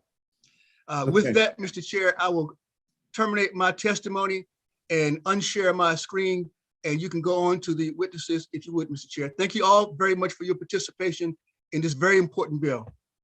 Thank you, Delegate Holmes. I remember that editorial from the Sun well. And a number of people who signed up to testify in favor of Delegate Holmes' bill. So we'll start with David Humpton.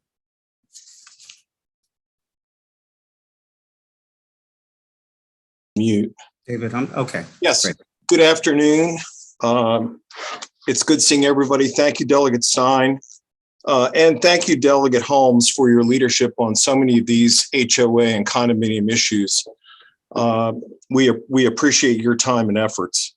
I'm Dave Humpton. For the members of the committee who don't know me, I'm the Executive Vice President with the Montgomery Village Foundation. We are one of the largest, if not the largest, homeowners associations in the state of Maryland. We're in Montgomery County, have about 40,000 residents, over 12,000 residential units, 20 communities of single family homes, condos, and multifamily rental communities. MVF strongly supports this bill, as we did the Montgomery County version. We worked very hard with Delegate Holmes and Crutchfield in 2021 session to develop and support the reserve bill, which pretty much is the same for the entire state that's proposed. As Delegate Holmes has said many, many times, protecting community assets is really one of the most important things a board of directors can do from an HOA or condominium. And this is a huge step in the right direction.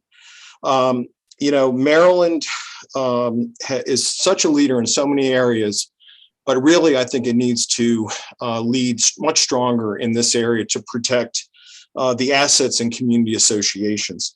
So I'll look forward to hearing the amendments. I think this is a very good bill as written. I hope we can get action on the Senate side this year, so we can, again, protect our communities and the assets that they own and manage. Thank you very much. Okay, thank you very much. Next, we'll go to Karen Strawn. Thank you, Vice Chair Vice Chair Stein. This is Karen Strawn. I'm with the Maryland Office of the Attorney General in the Consumer Protection Division. And we support this bill. We find that it is very important that condominiums maintain reserves and maintain reserve studies to ensure that they are properly prepared for large investments that may need to occur to ensure that the condominiums and the homeowners associations and the cooperatives remain financially sound. If Surfside has taught us anything, it is the importance of maintaining a reserve fund and the importance of ensuring that regularly work is being done to ensure that there is money set aside to take care of items should they fail in the future. we have found that we have passed legislation to make this a law in Montgomery County and Prince George's County, but it should be a law in every county. There are counties condominiums in this state that do not have reserve funds. We find that atrocious. They simply wait, and if something occurs, they try to collect the money from everyone to get it taken care of at the time. This allows for proper planning. While it may increase bills temporarily because they're preparing for things and making sure that they have the funds necessary should anything occur, it will actually make people more financially stable and make them more able to prepare for what's happening in the future if they prepare for it a little at a time. So for this reason, we ask for a favorable report, and we thank you for this bill. Thank you. Next, we'll go to Mark Fine.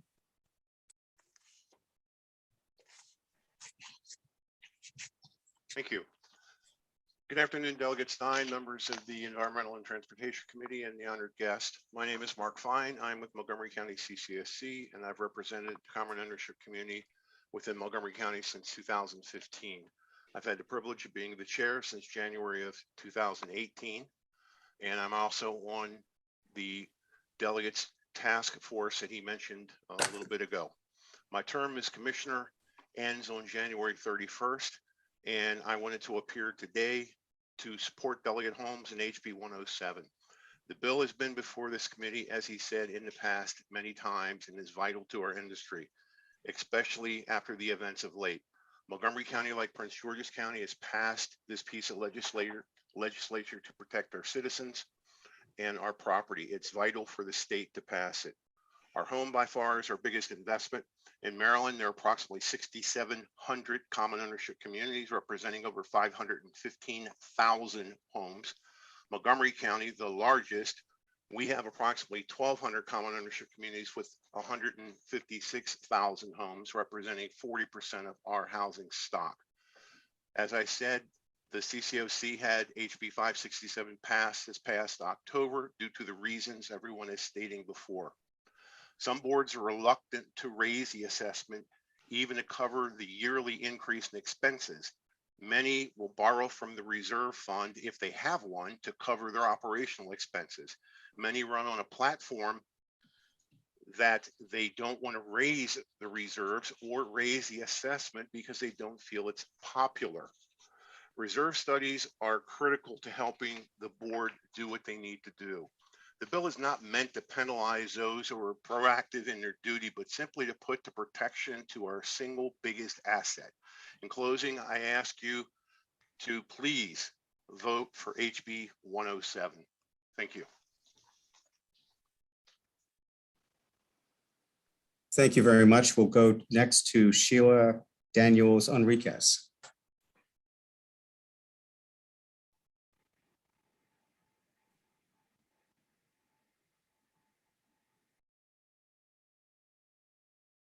Is Ms. Daniels Enriquez here? Okay, maybe we'll skip her for now. Next She's in the up, meeting, but I'm not sure if she's having an audio problem. She is in the meeting. she is. Go ahead. Okay. Go ahead. All right, we'll come back to her shortly. We'll go now to Patricia Thomas. Yes, thank you very much. I'd like to say good afternoon to the Vice Chair and members of the committee. I'm Patricia Thomas, a condominium homeowner in Columbia, Maryland in Howard County. As a former homeowner leader in a condominium association, it is vital that reserve studies are done. This bill gives associations a reasonable amount of time to have the study completed.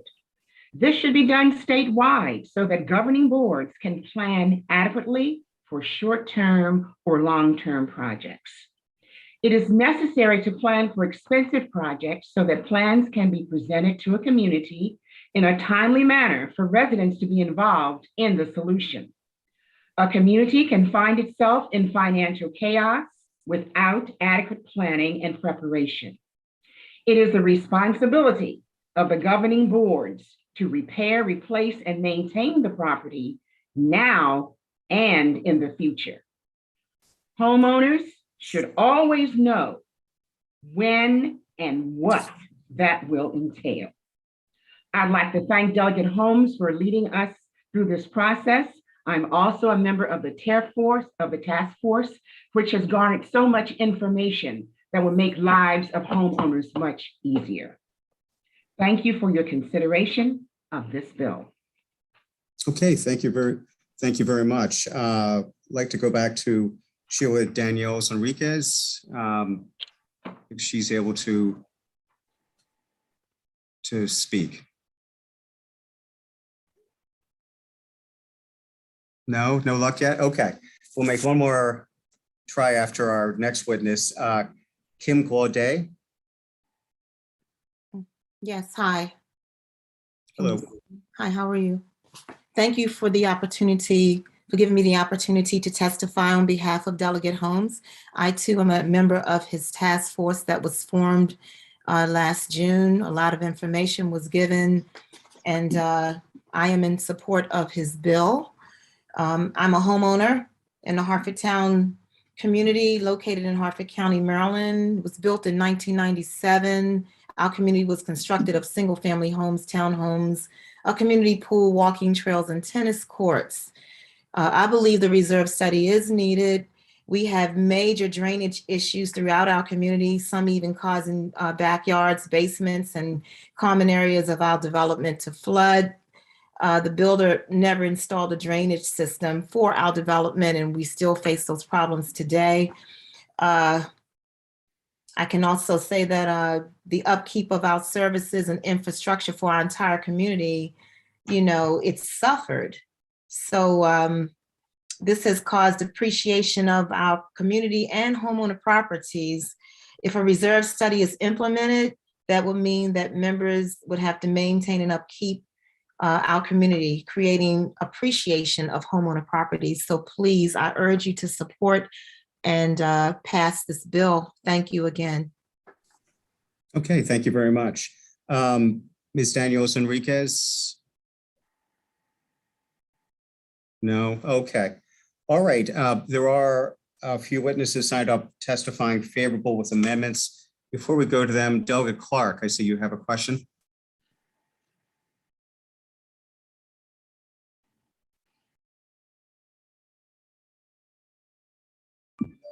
Thank you, Mr. Vice Chair. I had a little trouble getting the button to work there. This is a question for Delegate Holmes.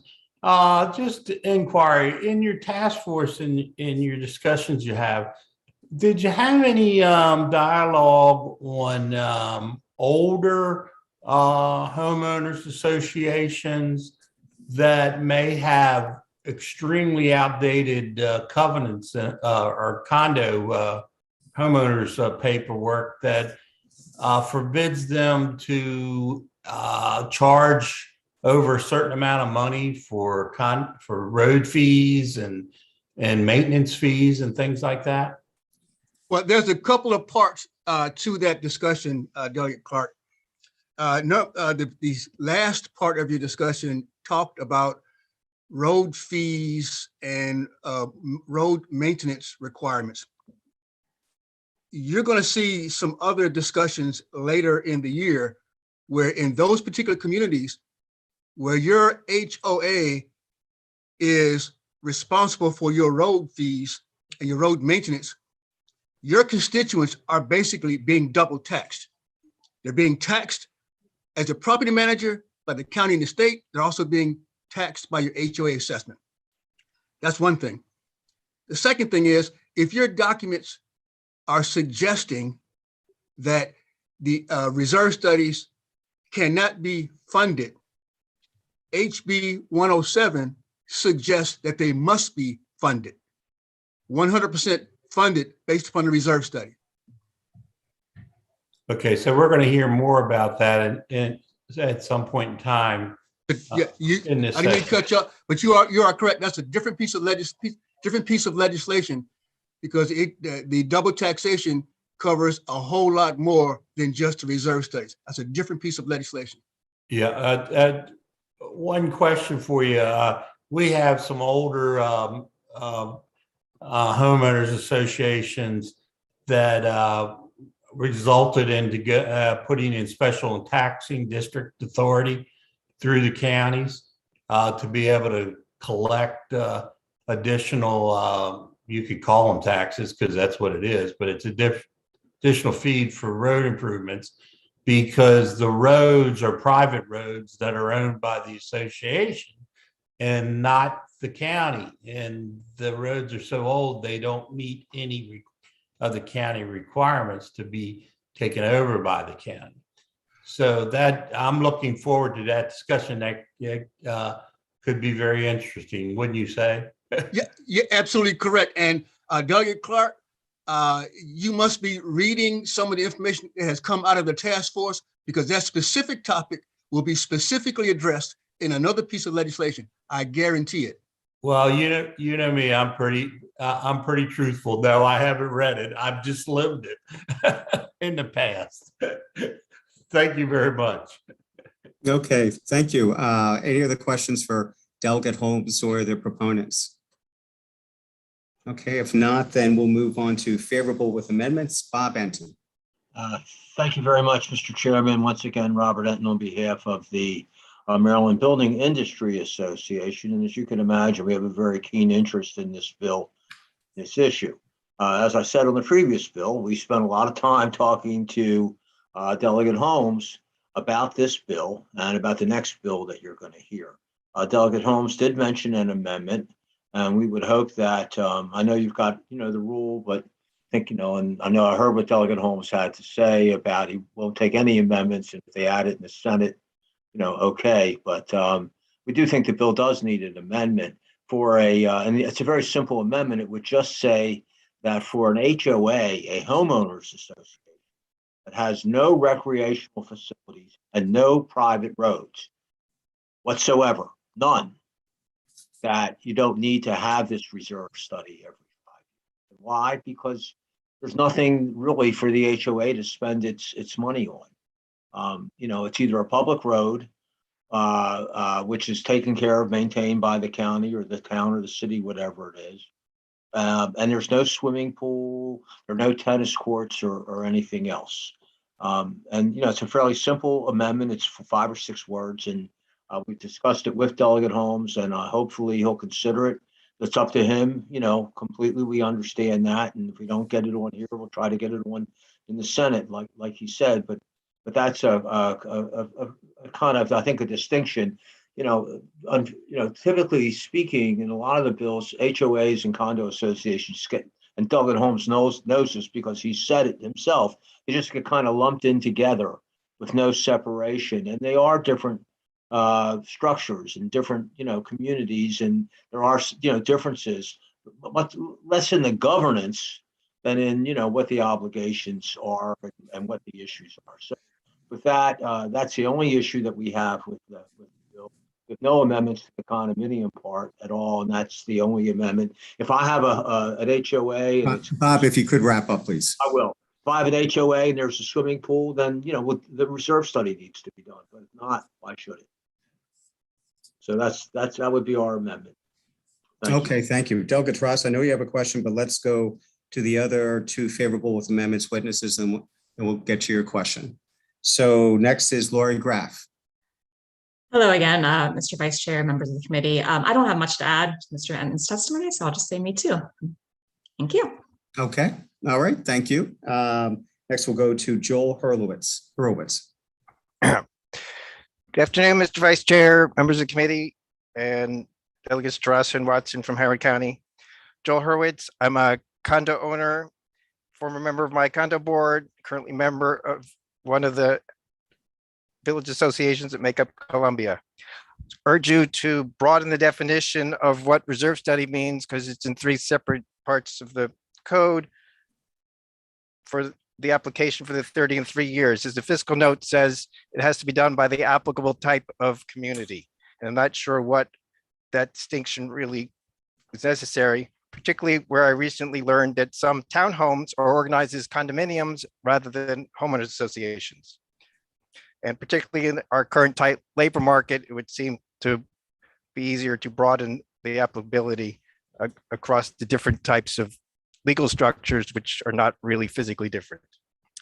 I also would draw you to line 19 on page 10. The 2022 date would seem to imply that action would need to be taken before the effective date of the bill. Thank you. Okay, thank you. All right, we will go now to questions. Delegate Terraza. Thank you, Mr. Chairman. So Mr. Enton, was your proposed amendment, is that if they don't have any common property? Or you're just saying if they don't have any roads or pool? I say if a property does not have private roads or recreational facilities, and that amendment flashed up on the screen for a second when Delegate Holmes started his testimony. It's a very simple amendment. It strikes the language about the on page 8, line 32, and instead it substitutes a criteria that says, no recreational facilities, no private roads. Then you don't have to have the reserve study. And what about parking spaces? What about stormwater management, community sign, other property? I think that our sense was that of our members is that in an HOA, the predominant issue that would necessitate a reserve study would be factually are the recreational facilities and the private roads. And that's why we were looking for that exemption. Do you have a sense of how much, what about retaining walls? Once again, I'm just, based on what our members have told us, they believe that. Yeah, would you be willing to go back to your members and talk to them about the expense of those particular items?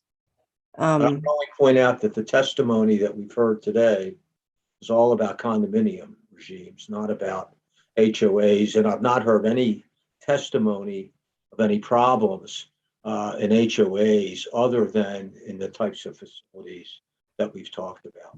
Well, I was in the work group with Delegate Holmes, that Delegate Holmes put together, and we heard a lot about it. So if you have any numbers about those particular items, retaining walls, I was also our former HOA president and also have the budget associated with that for my community, which is an HOA. So I was wondering if you have different numbers and if you could provide those in terms of how those fit into a community, an HOA's budget. But I'd be happy to. Once again, we have a legislative committee meeting at 1 o'clock on Mondays, and we will certainly bring it up. Thank you. Sure. Okay, thank you. Delegate Foley. Thank you, Vice Chair. My question is for Delegate Holmes and perhaps Mr. Enton. Isn't it so that whether or not a community has recreational facilities, most communities, condo communities and homeowner associations do have some sort of reserve funds for various other purposes? Let me take a first stab at that. We do not know if most common ownership communities have a reserve fund. We do not know. The only two jurisdictions, as indicated earlier, that require reserve funding is Prince George's County and Montgomery County. To take that even further, only one jurisdiction monitors closely if the reserve studies are adequate for the full funding of those common ownership, those common areas. That is Montgomery County. So the answer to your question is no one knows if most associations have reserve studies in their accounts. No one knows. We do know that there are a lot of communities that are struggling to meet the maintenance requirements of their common areas. And if you would like to take a look at a television interview, WUSA 9 News, that I was on probably a couple of months ago, where I was interviewed in a small HOA, a townhouse community, where the townhouse community did not have reserves for a number of years. And their common area, which included the roads, are about to collapse in the tune of about $250,000. So the long answer is your question is, we don't know. And Mr. Chair, while I have the floor, if you don't mind. Sure. There was a suggestion by Mr. Horowitz about the differences between townhouses being condos and HOAs. And I want to be certain that everyone understands the type of structure, townhouse or single family, does not dictate if it's a condo or an HOA. The type of governance dictates whether it's a condominium or HOA. The structure, a townhouse or a single family, has little relevance to if it's an HOA or a condominium. Thank you, Mr. Chair. Okay, thank you. Mr. Enton, did you want to respond to Delegate Foley's question? Delegate Foley, I guess I really I'm not sure what the answer to that question is, and we'll certainly take it up with our members and get back to the committee, and get back to you in particular. Okay, thank you. Delegate Weigel. Thank you. Thank you, Mr. Chairman. For the bill sponsor, I know there were concerns last year on the House floor, as well as this committee, about two items. One is who could perform the study, and secondly, whether or not you would be willing to provide exemptions. Is this bill in this exact same posture as it was last year in regards to those two items? Yes, it is. And let me expand upon my answer, if you don't mind, Delegate Weigel. Sure.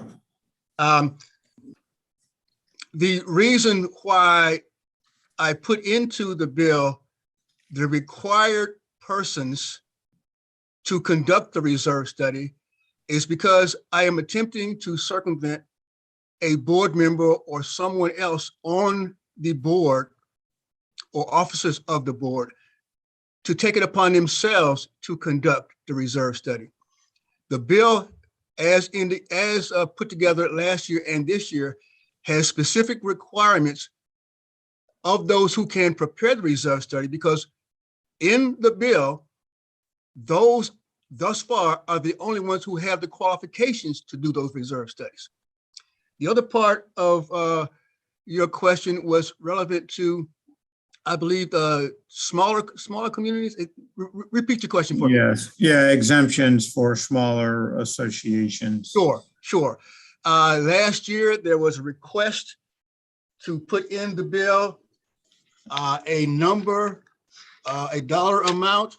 I believe that dollar amount was $10,000. Well, that came, I think, from you and the chair. I'm not sure that came from the discussion. I don't know how the $10,000 came about, actually. Yeah, and that was a floor amendment, as I recall. Yeah. And I would caution you, Delegate Weigel, and I would caution others that are asking for waivers for smaller communities. Again, if you go back to the WUSA 9 interview that took place in a 24-unit townhouse community, 24 units, that is where the constructions of the entrance roads are failing. So it doesn't matter what the size is. It's been told to me by a number of people that the smaller communities are having more problems than the larger communities. So I don't think a waiver for a smaller community would be advantageous to the citizens of the state of Maryland.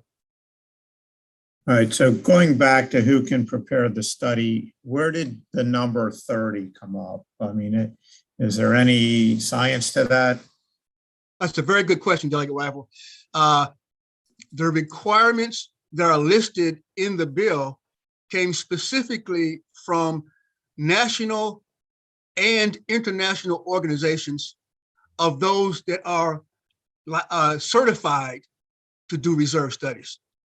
Those were not numbers or qualifications that I came up with on my own.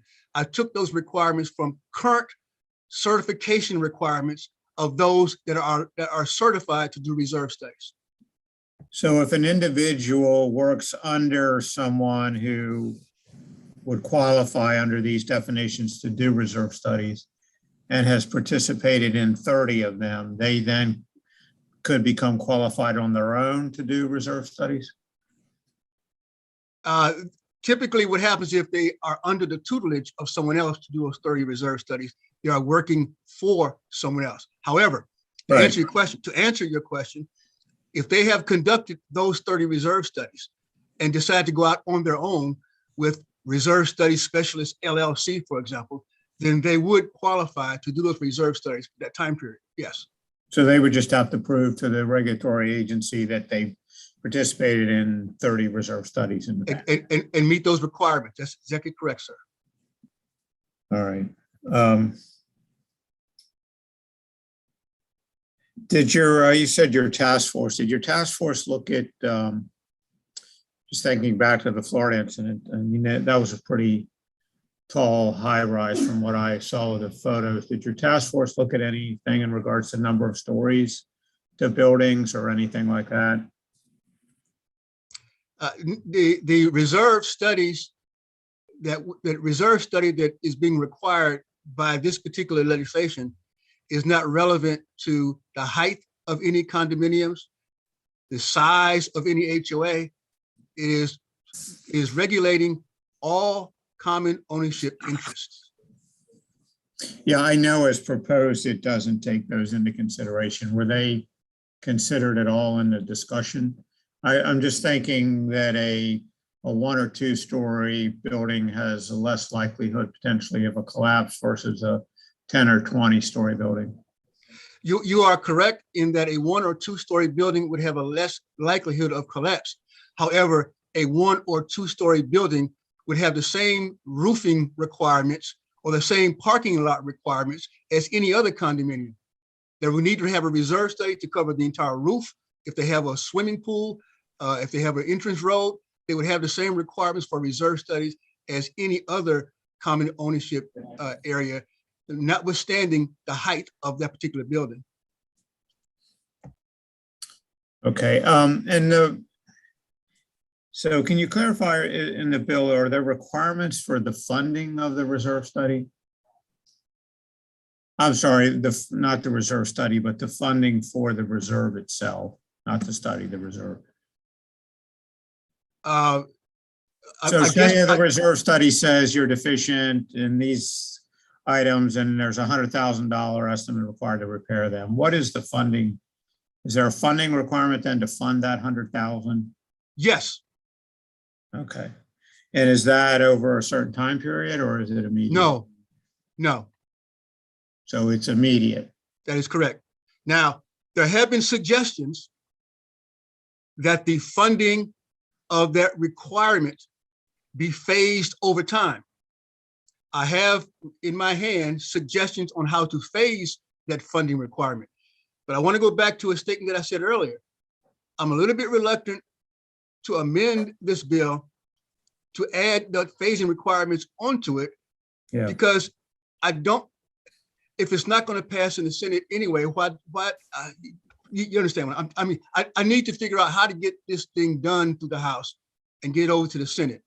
If you, Delegate Weibel, or others can maybe discuss this with your Senate counterparts and see how we can make this work, I'd be more than happy to consider adding that phasing into the legislation, because the suggestion is a 3-year phasing period. I have it, the language here in my hand, but I don't want to damage the potential of getting this bill from the House, from the committee onto the House floor and getting over to the Senate. Okay, so there's no Senate crossfile, correct? No, sir. All right, thank you. Okay, thank you. Delegate Terrazza. Yeah, Delegate Holmes, could you just clarify in terms of what needs to be funded right away? Does a reserve analysis make you put, let's say you have to replace the roads, does it make you put the entire replacement cost of the roads in year 1, or is that spread out over the life of the road that you would be replacing? So the life of the road, the life of the road. So in the first year, they wouldn't be funding the entire. It's for the lifespan. If the roof is 10 years old, the lifespan of the roof is 20 years old, and you're in year 10, and you've got to put 10 years worth of that money into your account so that at the end of the life of that roof, you have the money there for it. But the rest of it would be spread out over the life of the. That is correct. Okay, thank you. Okay, I think that ends the questions on this bill. Thank you very much, Delegate Holmes. And if you want to stay up there, up the witness table virtually and present on House Bill 140, that would be great. Thank you, Mr. Chair. Before you, ladies and gentlemen, is House Bill 140. And House Bill 140 is relevant to governing bodies and annual meetings. And the bill HB 140 has two major provisions in it. One is the concern about the unit owners being able to participate in their boards when the transition from the declarant to the unit owners or the lot owners takes place. That's one portion of the bill. The other portion of the bill is referring to bond requirements while that transition is taking place and prior to the bonding being released by the bondholder to the jurisdiction that is holding the bond. This bill may sound familiar to you all because it was proposed in 2020, 2021, and last year it was passed by the House and went over to the Senate. And it went over to the Senate. Thank you, Mr. Chair. Thank you, Delegate Holmes. And just to confirm, is the current bill in the same form as what passed the House last year? Yes, Mr. Chair, it is. Okay, great. Thank you. First witness in favor, David Humpton. Good afternoon again, members of the committee, Vice Chairman Stein. Again, we support House Bill 140 as we have done in previous years. This bill, most importantly, allows new owners to be able to participate in association governance earlier in the period before the community is completed, as the bill requires a developer to create a board of directors for associations and appoint a homeowners representative after 25% of the units have been sold. For condo communities, this new requirement provides for an opportunity for owner involvement sooner than another milestone in current law, sale of 50% of the units, requiring the developer to admit the owners to elect the board of directors and allow their new owners governance opportunities. For HOAs, the new requirement, even more significantly, because a developer is not obligated to permit the owners to elect the board of directors, which is now triggered at 75% that when the units have been sold. So this bill makes sense, and it allows, again, we think, for better governance of new associations. For Montgomery Village, for instance, we have a new community coming on, first one since the early 90s, of about 500 homes. And we think it really is important for the developer to be required to allow the new owners to be represented on the board. And then, as Delegate Holmes mentioned, the issue of performance bond is clarified and enforced in the legislation. So again, it's a good bill. We hope, again, it passes the House and gets through the Senate. Thank you very much. Thank you. Next, Karen Strong. Thank you, Chairman Stein. Members of the committee, my name is Karen Strong, and I'm with the Maryland Office of the Attorney General in the Consumer Protection Division. We support this bill for many reasons. The first of which is the transparency that goes to community members when this bill becomes law. It requires not only that there be 25% that a person from the community gets put on the board so that they can provide that information of what's happening in board meetings to community members, but it also ensures that there are 2 annual meetings so that there is greater transparency to members of the board. current laws do not require a developer to do anything to provide any real information to community members prior to actually turning over the association. The other thing that it does, and what we receive a lot of complaints about, is that it does not permit any commingling of funds.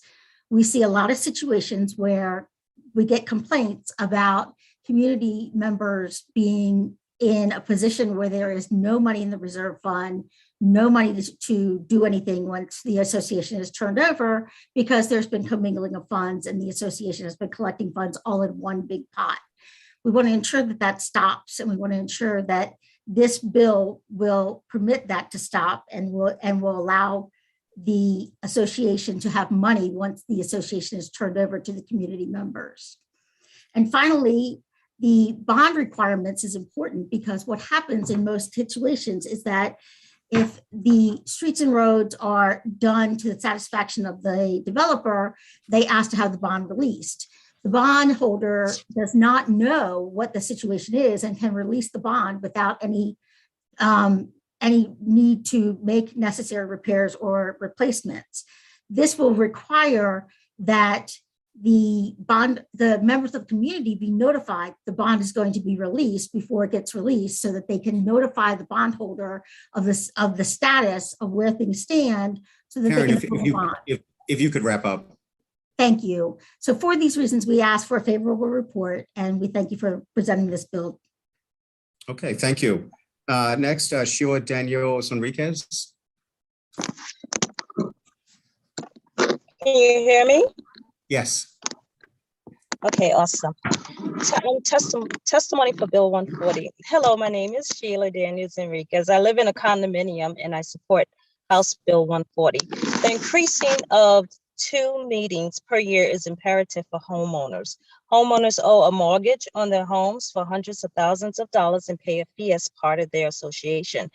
Owners are the ones who keep their community's future ongoing. Therefore, their best interest should be of the utmost importance. Their voices must be heard. You must take action so that their homes, their communities, their finances are protected.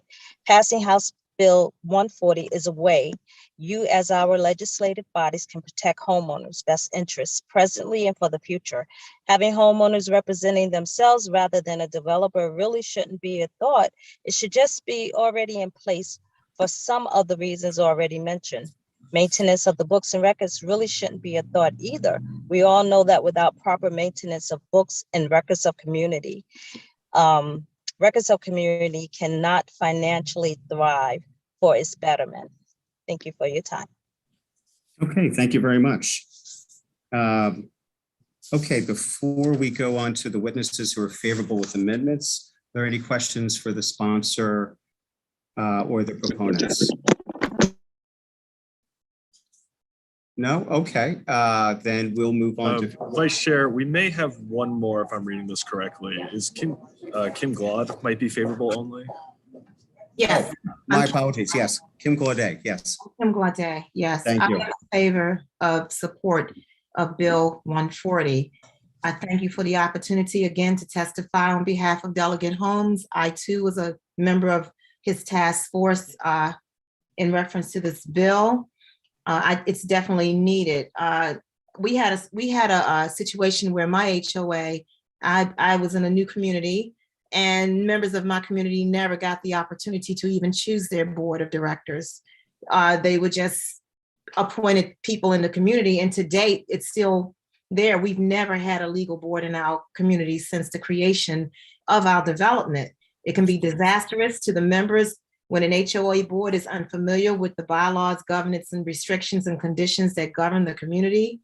We've had this happen in our community, and as a result, it has been a depreciation of our common areas, homeowner properties, misappropriation of homeowner funds, illegal election of board members, no upkeep of the books and records for the members to review. And I support this bill because there is a need for transparency, as Ms. Strong stated, and for the members of the community to voice their concerns without prejudice. Thank you once again. Please, I urge you to support and pass this bill. Thank you. Okay, thank you very much. Are there any questions for the sponsor or the proponents? Delegate Wyval.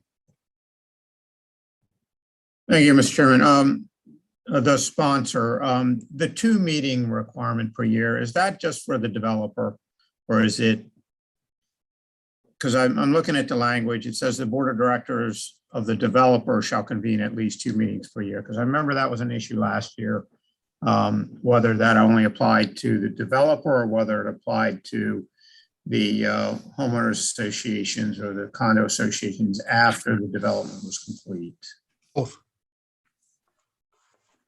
And I don't have both. I will clarify for you, Delegate Wyval, but I believe it applies to both.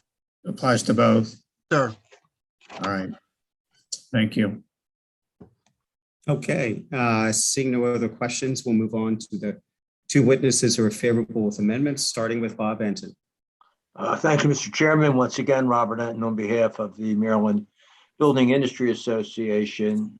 You do have our written testimony, which I think spells out in detail 2 of the concerns that we have with the bill, and we did discuss these with Delegate Holmes. And putting aside the question of when amendments will be considered or not, just let me briefly talk about those 2 issues for whatever it's worth. The one issue deals with the situation where you may have a piece of property that's going to be split into, say, 5 phases. And the first building goes up, and that's phase 1, and it's occupied, say, 50% of the units in that 50, 60 unit building are occupied.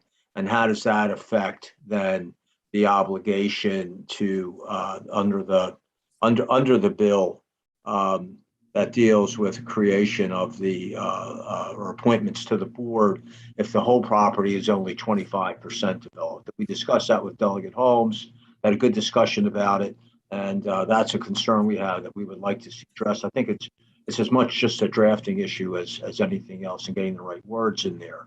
The second issue is an issue that that deals with the bond. This is a bond that runs from the developer to the government entity. It's not a bond and has nothing to do whatsoever, and no homeowners association or condo association has the ability to make a claim against the bond. And we just don't think it's appropriate that the bond information has to be disclosed in the manner that's called for in the bill. Maybe we can come up with some other language, but I'd just quickly offer the example that if you have a contract and it's going to require that that you disclose to a third person. I'm sorry, I do need to ask you to wrap up. Right. Does it require you to disclose to a third person who's not a party the terms of the contract if they have no interest in it whatsoever? So that language we also find objectionable. If those issues could be addressed, we'd have no problems whatsoever with the bill. I'm back. Okay. What bill are we on, Dana? We are on House Bill 140, and the last witness is Lori Graff. Okay. Go ahead and start. Go right ahead. Hello, Lori Graff again, Maryland Building Industry Association. Just to reiterate a couple things, we have there's a lot of portions of this bill that we have no problem with. We have no problem with the 2 meeting requirement, anything dealing with the commingling of funds, and we don't have a problem with the 25% requirement. We just want to make sure there's clarifying language of when that gets triggered. That's our only issue with that. The big issue is with the bonding and the fact that this is between the developer and the jurisdiction, and how that should be handled. So, but we certainly had conversations with Delegate Holmes about that, and look forward to working on it further. Thank you. Okay, so I think that's everybody who wanted to testify. Questions? Any questions? No? Okay, well, in that case, that will conclude the public hearing on House Bill 140. Thank you very much, one and all. Let's proceed to House Bill 137, Delegate Carr. Are you in the House? I'm right here. All right. 4 minutes. You got it, man. All right, thank you. Good afternoon, Mr. Chairman and distinguished colleagues. I am Delegate Al Carr, and I appreciate the opportunity to ask for your favorable consideration of House Bill 137, the Don't Block the Box bill. This is a reintroduction of a bill that's passed the House several times, thanks to the good work of this committee. It's in the same posture as the bill from last year. House Bill 137 is designed to improve safety at intersections. As you know, gridlocked intersections can be chaotic and unsafe, especially for people on foot or riding a bicycle. If you've driven in the District of Columbia, you might have noticed signage that says, "Do not block intersection." We have that same signage in places in Maryland, but in Maryland, it's not enforceable. So House Bill 137 seeks to change that. The common sense intersection rules proposed in House Bill 137 have worked well in Florida, Georgia, Massachusetts, New York, Connecticut, Rhode Island, and other places throughout the US. Passage of this bill will make our roads safer and more efficient. After I submitted my written testimony, the Montgomery County Police Department sent an email to me and some of you pointing out language in the bill that they believe is unnecessary and possibly conflicts with another section of existing law. That's on page 4, lines 1 through 7. And I will leave it to the wisdom of the committee to make that determination. Thank you very much. Okay, thank you. Just for my edification, Delegate, what committee did it go to in the Senate and what outcome was there in the Senate? It failed, obviously, but I just want to know what that. It went to the JPR committee and no action was taken in 2021, 2020, 2019. Okay, that's what I thought. Any questions for the sponsor of the bill? Okay, I don't see any. So also testifying, well, actually, it's all the other witnesses are written. So if there are no questions, that concludes the public hearing on House Bill 130. Hold on, anybody asking a question? No, apparently not. Okay, so that concludes the public hearing on House Bill 137. Thanks a lot, Delegate Carr. Thank you. Okay, and finally, we're going to go to, wait, that was the last bill of the schedule today. So lucky us, we're done. Any thoughts for the good of the order before I have us be adjourned for the day? Seeing none, thanks one and all. Welcome again, Delegate Foley. We look forward to seeing our other new delegate on Tuesday. Yes, Delegate Perry. Sorry. Thank you, Yeah, Mr. Chairman. go ahead. Is there a subcommittee meeting this afternoon also? Yes. Well, so says Trish. Yes, which one, Trish? I think Delegate Fraser Hidalgo is going to make an announcement. Oh, all right. I think Sarah had her hand up first. Sarah, why don't you say whatever you wanted to say and then I'll go to DFH. Sorry, Mr. Chair, DFH, I see him, he's not there. And so I was going to jump in and say, yes, we have motor vehicles. A message from him earlier said right after this. Okay. So I'm guessing in like 5 minutes, that would be my. So let's see, it's right now, it's 3:30. Why don't I will on his behalf say 3:40. How's that? Excellent. Okay, I hope that works.